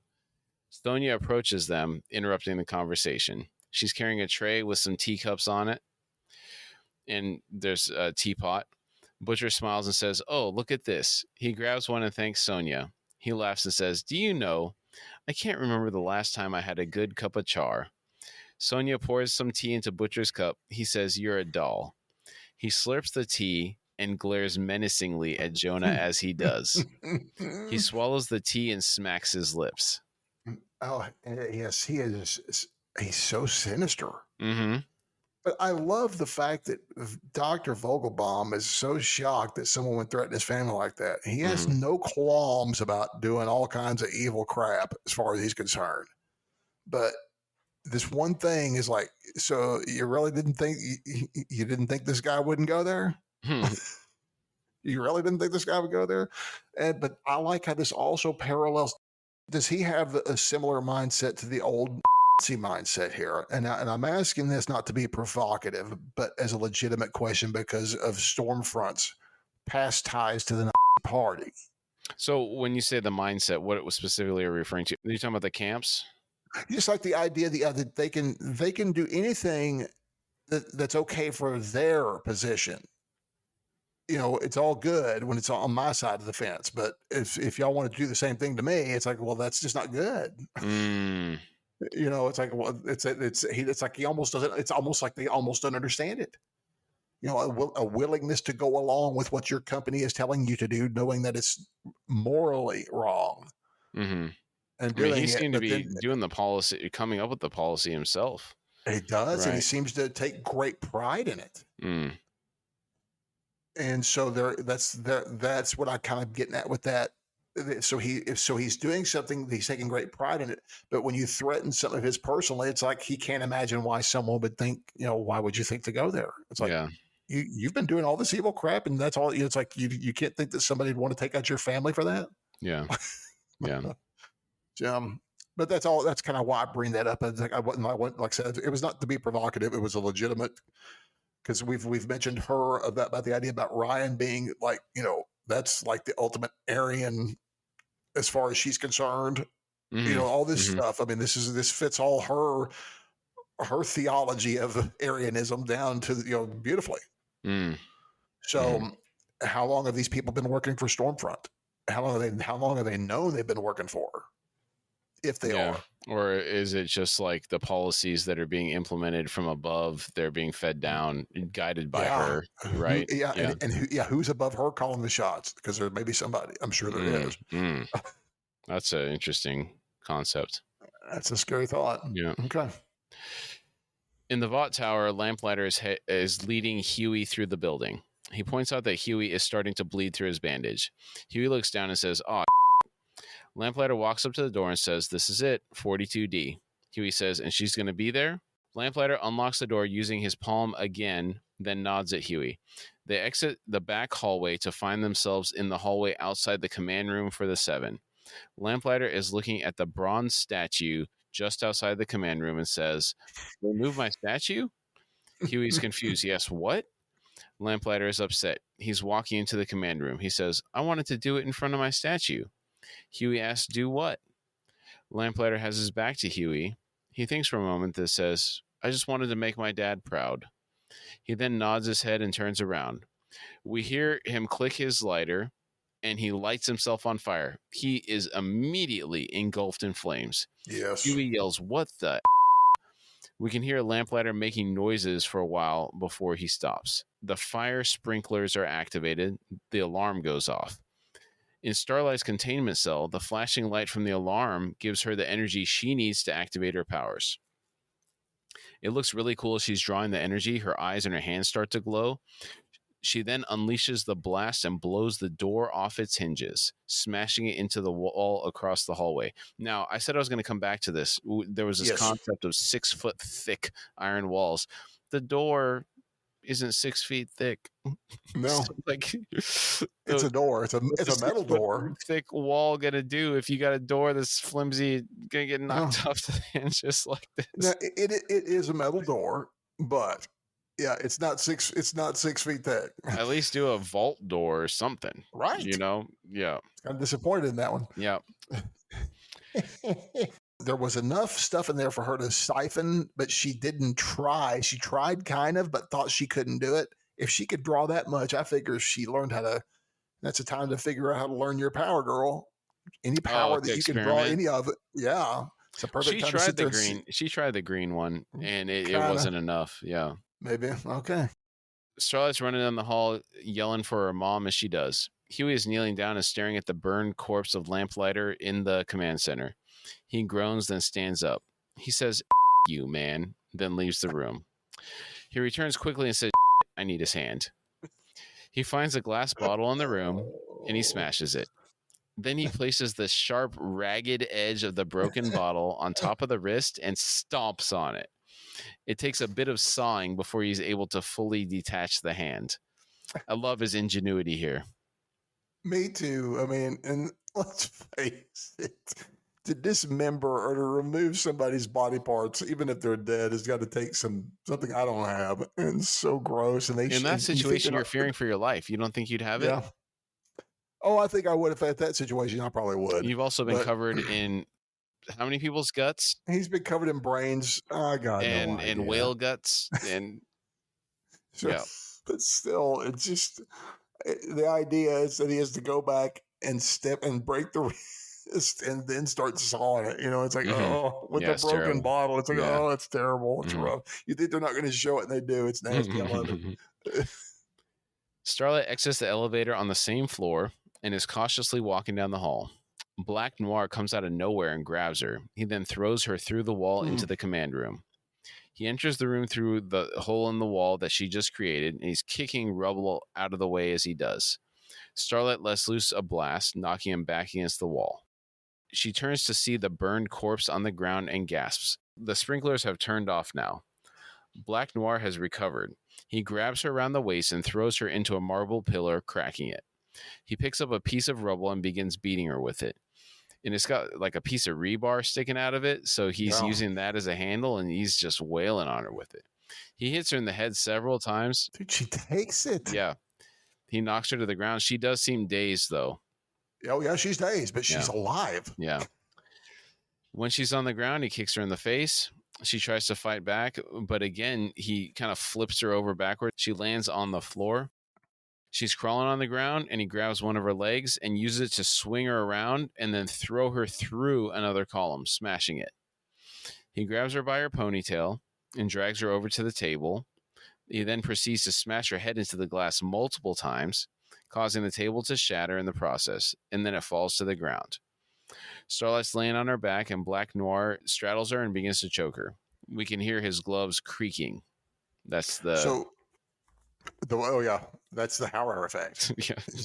So does the Hauer effect on display here mean they're really strong and that the leather can barely contain their strength?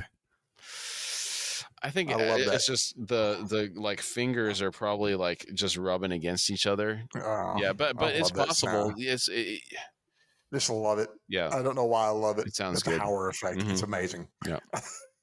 Now, Black Noir, he's really strong. Dude, he's awesome. Like she can barely fight him off. And now I'll bring this up later on, and we've pointed in our favorite parts of the show, but we've pointed this out a lot about the rubble and the destruction, and how that just sells it feeling so much more real. You know, you think about all that other beautiful stuff in the Marvel universe. There's tons of destruction. We see a city destroyed, but there's always a clear path for you to walk through. Why? It's like here, it's like, I don't know why that really sells it as more realistic to me, is that, fighting through the debris that you've created, because you've made it. And it's awesome looking because he's tough. He's a bad dude. I think it's a combination of the visual way it looks and then the audio effects that they use for the rubble. It all seems to tie together pretty well. And I think the way that they use it, it makes it where you almost feel it. When you watch these people getting punished around by this stuff, you're like, oh my gosh, that would just break us to pieces, and they're taking it. And it looks like it's hurting them and killing them, but it looks amazing though. I love seeing that stuff. It's great. Yeah. I love seeing Black Noir in action in particular. Oh yeah. He's scary in this episode. He's real scary. Yeah. Starlight blacks out, then suddenly wakes up when Maeve gets her arm around his throat, causing him to release his grip on Starlight's neck. Maeve peels his mask back. We can see the scarred ruin of his lower face as she does. She proceeds to shove something in his mouth and holds it there. Starlight asks, "Was that an almond joy?" Maeve sighs and says, "He has a tree nut allergy." Maeve sees Black Noir reaching for an EpiPen and slaps it out of his hand, then kicks it away. He tries to crawl to it, then collapses on the ground. Starlight and Maeve leave the room. In the hallway, Starlight tells Maeve, "Come with me." Maeve shakes her head and walks the opposite direction. Starlight runs the other way. Now, this way that they dispatched Black Noir, Oh, first of all, it's kind of crazy that that's what it took to take him down. But second, it's like, what are the consequences of this going to be for Maeve? that's a good question. She better hopes at least she'd better hope that he's dead. That would be the first thing. But I think that we will see. If I'm not mistaken, the end of this season wraps things up really nicely. Okay. I mean, I think we have our answers for all of our people, Right, including her, including Maeve, I believe. Mm-hmm. I just remember I remember being very satisfied with the ending when it came out, and it was they knew that they were going to have a season 3, but they still didn't have any cliffhangery stuff Mm-hmm. that I recall. That was like, they resolved all major issues, and I enjoy that. Yeah. Huey hears Donna banging on a door on one of the cells on the containment floor. He uses the hand of lamplighter to open the door. He's surprised to see her and asks, "Where's Annie?" Donna asks, "Aren't you the sweaty young man from Believe?" I like that she goes to the extra trouble to point out the sweaty young man from the Believe Expo. Not just, aren't you the young man from the Believe Expo? Yeah, she was always kind of down on Huey. Yeah, she was, and because he wasn't Homelander. Yeah. But the other thing is with the burnt hand, would that work? It must not be that burned. Good question. Lamplighter's hand must not be that charred for it to work, or that must be some unbelievable good or terrible, depending on your security there. Yeah, that's a good question. So curious. He says, "Hi, Mrs. January." I think he says Mrs. I can't remember if it's Miss or Mrs. I can't remember either. Yeah. She looks down at his hand and asks, "Is that a human hand?" He says, "Yes, it is. Come on, we got to go."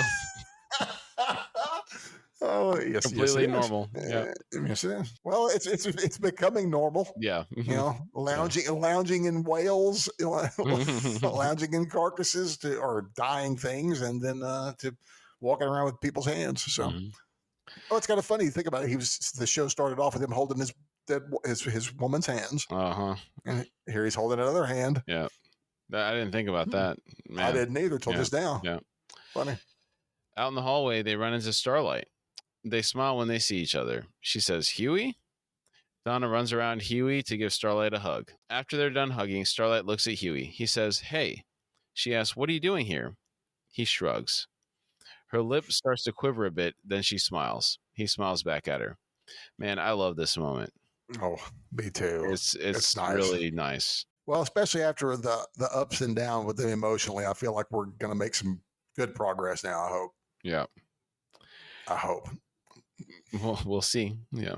Yep. Yes, we shall. She quickly realizes how much danger they're in and gets back to reality. She asks, "How are we going to get out of here?" Huey holds up the hand and says, "I know a way." She stares at the hand. Her reaction is pretty good. It was just like as you can see, as she's processing it. Yeah. Yeah. Well, these two have seen worse. So. Yeah. Becca is warming up a Brave Maeve's vegetarian pride lasagna. I love this, man. There's a rainbow ribbon going all around the box in the artwork.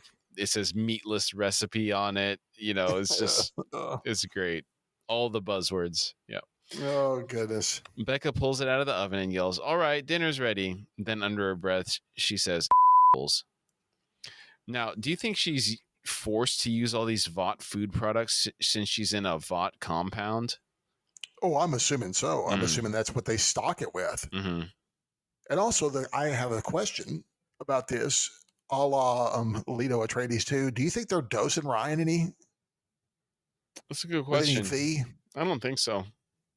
I don't think they really are either, because they'd be too indiscriminate. If they were just kind of just putting it in everything, then she might get it. But I was just kind of curious if that was I know the possibility exists, but I'm also assuming, like I say, this is just a very nice prison. So they keep her with a television and a DVD library and all the Vought food you could eat, all the Brave Maeve meatless lasagna you can handle. Some frosted A-trains or something. Is it lasagna? Yeah, it Ryan, was yeah. lasagna. Yeah. Okay. Yeah. Is it lasagna if it has no meat? Is there just a cheese lasagna? They make Is eggplant lasagna lasagna. No, wait, no. Am I? No, I'm talking. Never mind. I don't know. okay? I don't know much about lasagna. I Yeah, love lasagna, but the yeah. idea of them taking the meat out is kind of blasphemous to me. You know, if you're, I'm sure you can make it without meat. I'm sure I'm you sure you can. It could. can be all Yeah. cheese, but I'd rather have the meat. Becca walks out on the back porch to get them. She asks Ryan, "Hey, bud, you ready for dinner?" Ryan turns to her. He looks upset. She asks, "What's wrong?" Homelander and Stormfront are standing behind Ryan. Ryan tells Becca, "You're a liar. You lied to me." She asks, "What do you mean?" He says, "They just flew me up and showed me. This house is fake. The neighbors are fake. You're fake." Homelander says, "Boy deserves to know the truth." Now, while I agree with Homelander that the longer you wait to expose him to this stuff, the worse it's going to be, I also think this was not the right way to do it. It is not, and I think it's Yeah. totally a Stormfront's doing it just to manipulate the kid. Mm-hmm. Yeah. She's, you know, I say she's really showing it here, and yeah, they're bad here. Yeah. Becca leans down and says to Ryan, "Hey, listen to me. We can talk about this, okay? I know that you must feel confused, and there are reasons for what I did. I'm sorry." She puts her hand on his cheek. He slaps her hand away and says, "No, just don't touch me. I hate you." That's kind of strong. Yeah, Homelander says, "I think he just needs a little space. Come here, son." Becca reaches out and pushes Ryan behind her. She says, "No, no. All right. He needs his mother." She's backing away. Stormfront says, "Don't worry. He'll still have a mother." Wow. Imagine hearing that if you're in that scenario as Becca. yeah, that's awful. Yeah. I mean, that's a horrifying thing to hear. He'll still have a mother. Mm-hmm. Yeah. Ryan jukes around Becca and runs to Homelander. Homelander quickly picks him up and launches himself up in the air. Stormfront follows shortly thereafter. Becca yells, "Hey, Ryan, no! Ryan, no!" She's left there crying with no one to help her. She says, "Oh my God, no, please." They just kidnapped Brian. They just kidnapped their little boy. Yeah. And let's just say, great job, Stormfront manipulating Homelander and just taking Ryan like that. Good job. Yeah, and making the kid think that he wanted to do it at that time. Yeah, nicely handled by her point on her part. Yeah. Back at Mallory's house, Donna pulls the case for Starlight pulls an A-Train out of Lamplighter's bag and is looking at it. She sets it back down and is not too pleased. Is yelling at Huey. He says, "Kid, you are unbelievable. All you had to do was watch porn." Huey says, "I didn't know he was going to set himself on fire." Says, "What the are we going to do now?" Mallory is on the phone with Butcher. She says, "Butcher, it's me. No, I'm afraid Hugh let our star witness burn himself to death." Starlight looks at Huey and says, "Thank you." Mallory asks Butcher, "What do you mean, no worries?" Butcher says, "I mean, I've got it sorted." He hangs up. We can see Butcher is outside a Jitterbean coffee shop. He enters and we find his mother is waiting for him. He walks up and asks, "You gonna stitch me up again?" She says, "He's at the airport, I promise." Butcher says, "You got a bloody nerve, you do." She says, "And I didn't mean for it to go so bad. I'm sorry. You won't have to see him again. He ain't got much longer. Couple of months." Butcher says, "Tell me when it happens. I'll piss on his coffin." He turns to leave. She calls after him, "I didn't do it for him. He's a..." Butcher walks back to hear what she has to say. She continues, "I just thought, when you saw how helpless he is now, you'd let it go. He wouldn't have this hold over you, and you wouldn't become like..." She stands up. She says, "Yeah, well." She reaches for a hug. They hug, and no words are exchanged. She sniffles and leaves. Now, we were going to come back to this. We were talking about what the mom expected to get out of the conversation between Butcher and the dad. Right.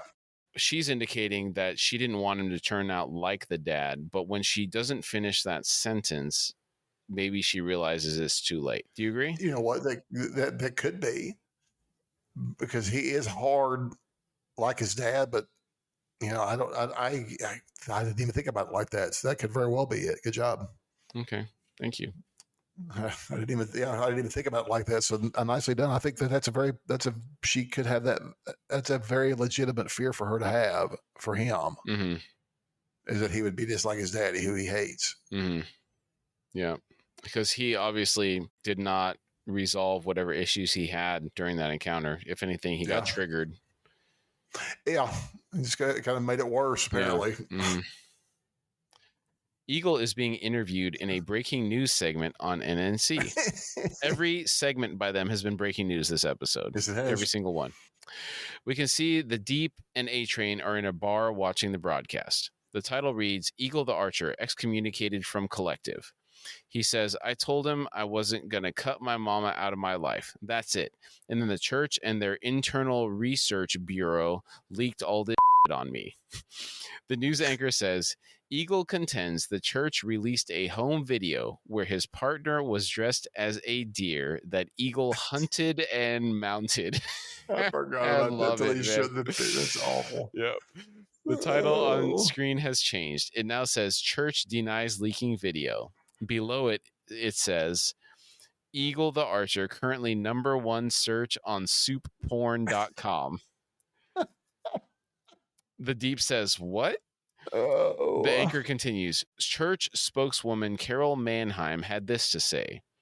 Carol says, he has been spreading slanderous and defamatory rumors about our religion in a desperate attempt to stay relevant. And that's creepy Carol, for those of you that have been listening to us for a while. The Deep scoffs and says, yeah, him. Total jerk move from the Deep. Yeah. Just quick to forget.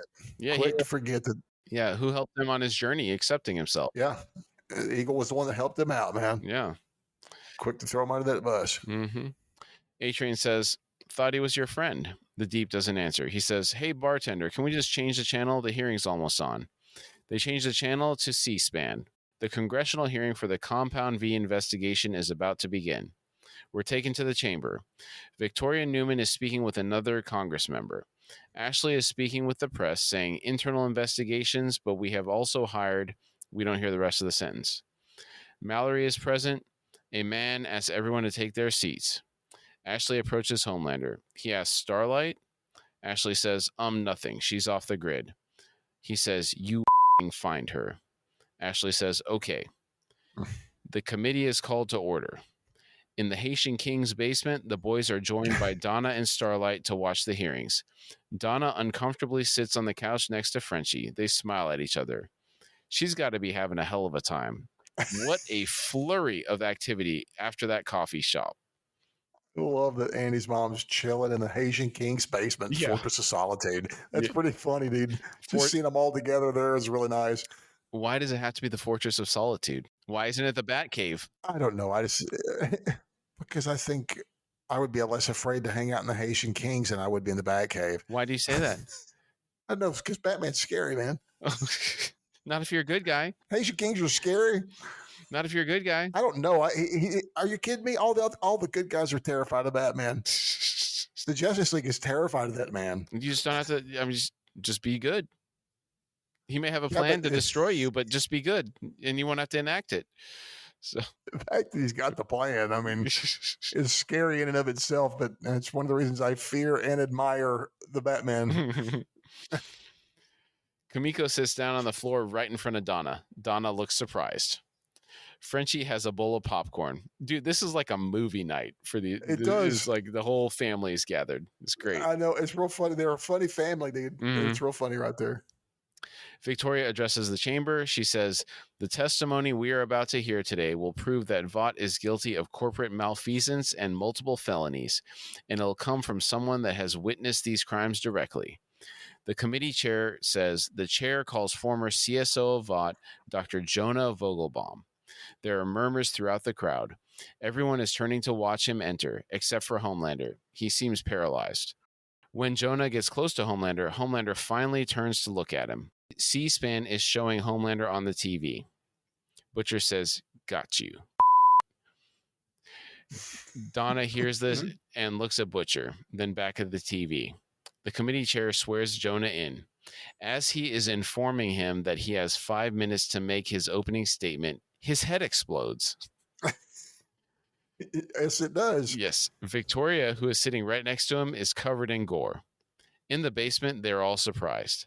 There's a long moment of shocked silence in the chamber as the crowd is processing what just happened. Then Jonah's head explodes. This time, All the soups in the front row are covered in gore. Homelander, Stormfront, Maeve, and Shockwave are all there. Chaos ensues. People are screaming. A random person in the crowd has their head explode. Shockwave's head explodes, covering Ashley in gore. R.I.P. Shockwave. I don't know, why am I pleasantly happy that they killed Shockwave? Because he wasn't adding much to this show. No, yeah, he had nothing to show. Yeah, she turns. He looks smug. Yeah. Ashley turns around, then another person immediately in front of her has their head explode, covering her even more thoroughly in gore. A-Train is watching this with his mouth hanging open. The Deep says, "Oh," then he starts feeling his own head as if he's going to be able to detect whether it's going to explode. I know. Just because the Deep is alive doesn't mean he wasn't affected. That guy shows more evidence of brain damage the more we watch him. Yeah. But I love seeing him grab his head, though. It's funny. Yep. Mallory grabs Victoria and starts to escort her out. Her assistant behind her has her head explode. A man running in the chamber slips on some gore on the ground and completely wipes out. And he can't get purchased with his dress shoes. Dude, those slick leather fancy dress shoes, not the best for running on brains. Yeah, I agree. I mean, he's sliding all over the place. Yeah, he is. C-SPAN finally cuts the feed. After we saw heard and saw 14 heads exploded in total. 14 heads exploded. And that's counted separately by each of us. So we both came to the same conclusion. Verified, yes. Mm-hmm. In the basement, Huey is in shock. Kamiko appears to be in a rage. Huey asks, "What the do we do now?" Butcher walks over to a chair and puts his hands on the back of it. We get another great shot of the camera zooming in on his face while the music is building. This takes us out of the episode. And as the credits roll up, You'll Never Truly Vanish starts playing during the credits. So, what were your standout moments from this episode? There's a few, but now if I get them out, there may not be an order, but I love Huey sawing off Lamplighter's hand. Mm-hmm. It's just so disgusting and nasty and funny. Yeah. I love the whole Starlight escape, the Black Noir Starlight fight, Maeve saving them, all that whole scene with the fight and the rubble and all that violence. I mean, all that stuff together was really, really great. But the fact that Black Noir is taken out by an Almond Joy, so no wet work at the M&M Mars factory for Black Noir there. You know, absolutely. He can be disabled by anything with an almond in it, and this guy will be out. So, but yeah, Huey saving the mom, Annie's mom. You know, and let's just. I was going to say Huey was going to attempt to save Annie. He did. If he hadn't brought Lamplighter there to kill himself, Annie wouldn't have gotten out. Yeah. So you go, Huey. Yeah. He did accomplish something. Yes. He actually bringing him there to kill himself accomplished more than he realized. And the kidnapping of the son is real powerful. And I love that again, how we like them at the end, kind of sitting as a family, and they're about to see something that's going to help them get out of this mess. And you know what's so similar to that? We were in the same spot in season 1, had a group hiding out. You had Simon Pegg, Huey's daddy, along with MM's family, hiding out until Raynor comes right to the rescue, and then they wait and they kind of get their families rescued, but they don't really get rescued. And it's kind of almost the same scenario. We're sitting here waiting for something that's going to be good to happen, and we see the good thing ends. You're like, oh no, what now? Right. What can we do now? Right. And I do like the Shockwave got it. What about you? I really like the scene where Starlight's in the coffee shop with her mom, and then that grenade comes through the window, and Black Noir comes and abducts them. And that also, the whole escape sequence in the Vought Tower was really, really good. I think it's because we finally get to see Noir. I mean, he cut loose more than we've ever seen him cut loose. And all that we ever see from Homelander, like you and I talk about, is mostly all the heat vision, right, or the laser vision. To see this guy do it, he does a little bit of everything. He's a pleasure to watch. Be mean, and tough. Yeah, he's real awesome, dude. I like Black Noir. Yeah, I really liked Butcher's threat to Jonah Vogelbaum. Oh my, yes, really was. It was pretty. I'm not sure what the right word is for it. It's intense. It is. Yeah, it's very intense. Yeah. Because he was, first off, because you see how serious he is, but when she comes in, he's like, oh, this is so nice of you to give me this tea. I haven't had something this good since I left England. And then while he's drinking it, and her back's turned, and he's mugging him. He's mugging Dr. Vogelbaum. It's like, oh, that's scary, dude. That's, Yeah. And can we again just say how uncomfortable watching two guys watching porn together is? I guess I just did. So I said it. Yes, it is awkward. It doesn't matter how you say it. It's weird. It's strange. Yeah. And the scene where Starlight comes upon Huey in the hallway in the Vought Tower in the escape sequence. Yes. When she asks him what he's doing there and he just shrugs, that little sequence there was really touching. I like that a lot. Yeah. I like seeing them because we got to get them back together. Yeah. I want them together. Then the final scene where it zooms in on Butcher, again, similar to the one where it was zooming in on Kamiko. I really like that composition of that type of shot, particularly with the way they do the music. It's very, it just brings a lot out of what's going on. It does. For me. Yeah. Brings an awful lot. It raises the intensity. And curious to see. I don't remember 100% of what happens in the next episode, so should be interesting to see what goes on there. Yeah. Well, I'm excited to talk about it next Sunday as we wrap up this season. Yeah, and then we're on to season 3. It's gonna be all new. Really excited. All new. It's gonna be great. Yeah. Super excited. Any final thoughts outside of that? Good episode, man. All right. Well, good job tonight, and thanks to everybody for listening. Appreciate it. Yeah, thanks. We appreciate everybody. Thanks, man. We thank you all for joining us today. Again, we really like to thank you for taking the time to be with us, and we've had a really great time talking about the topic today. If you would like to support our show, you can find us at horsefrogproductions.com, where you can find our Patreon link. Depending on the platform you're listening from, it may also be in the episode description. And if you'd like to contact us through email, it's at contact@horsefrogproductions.com.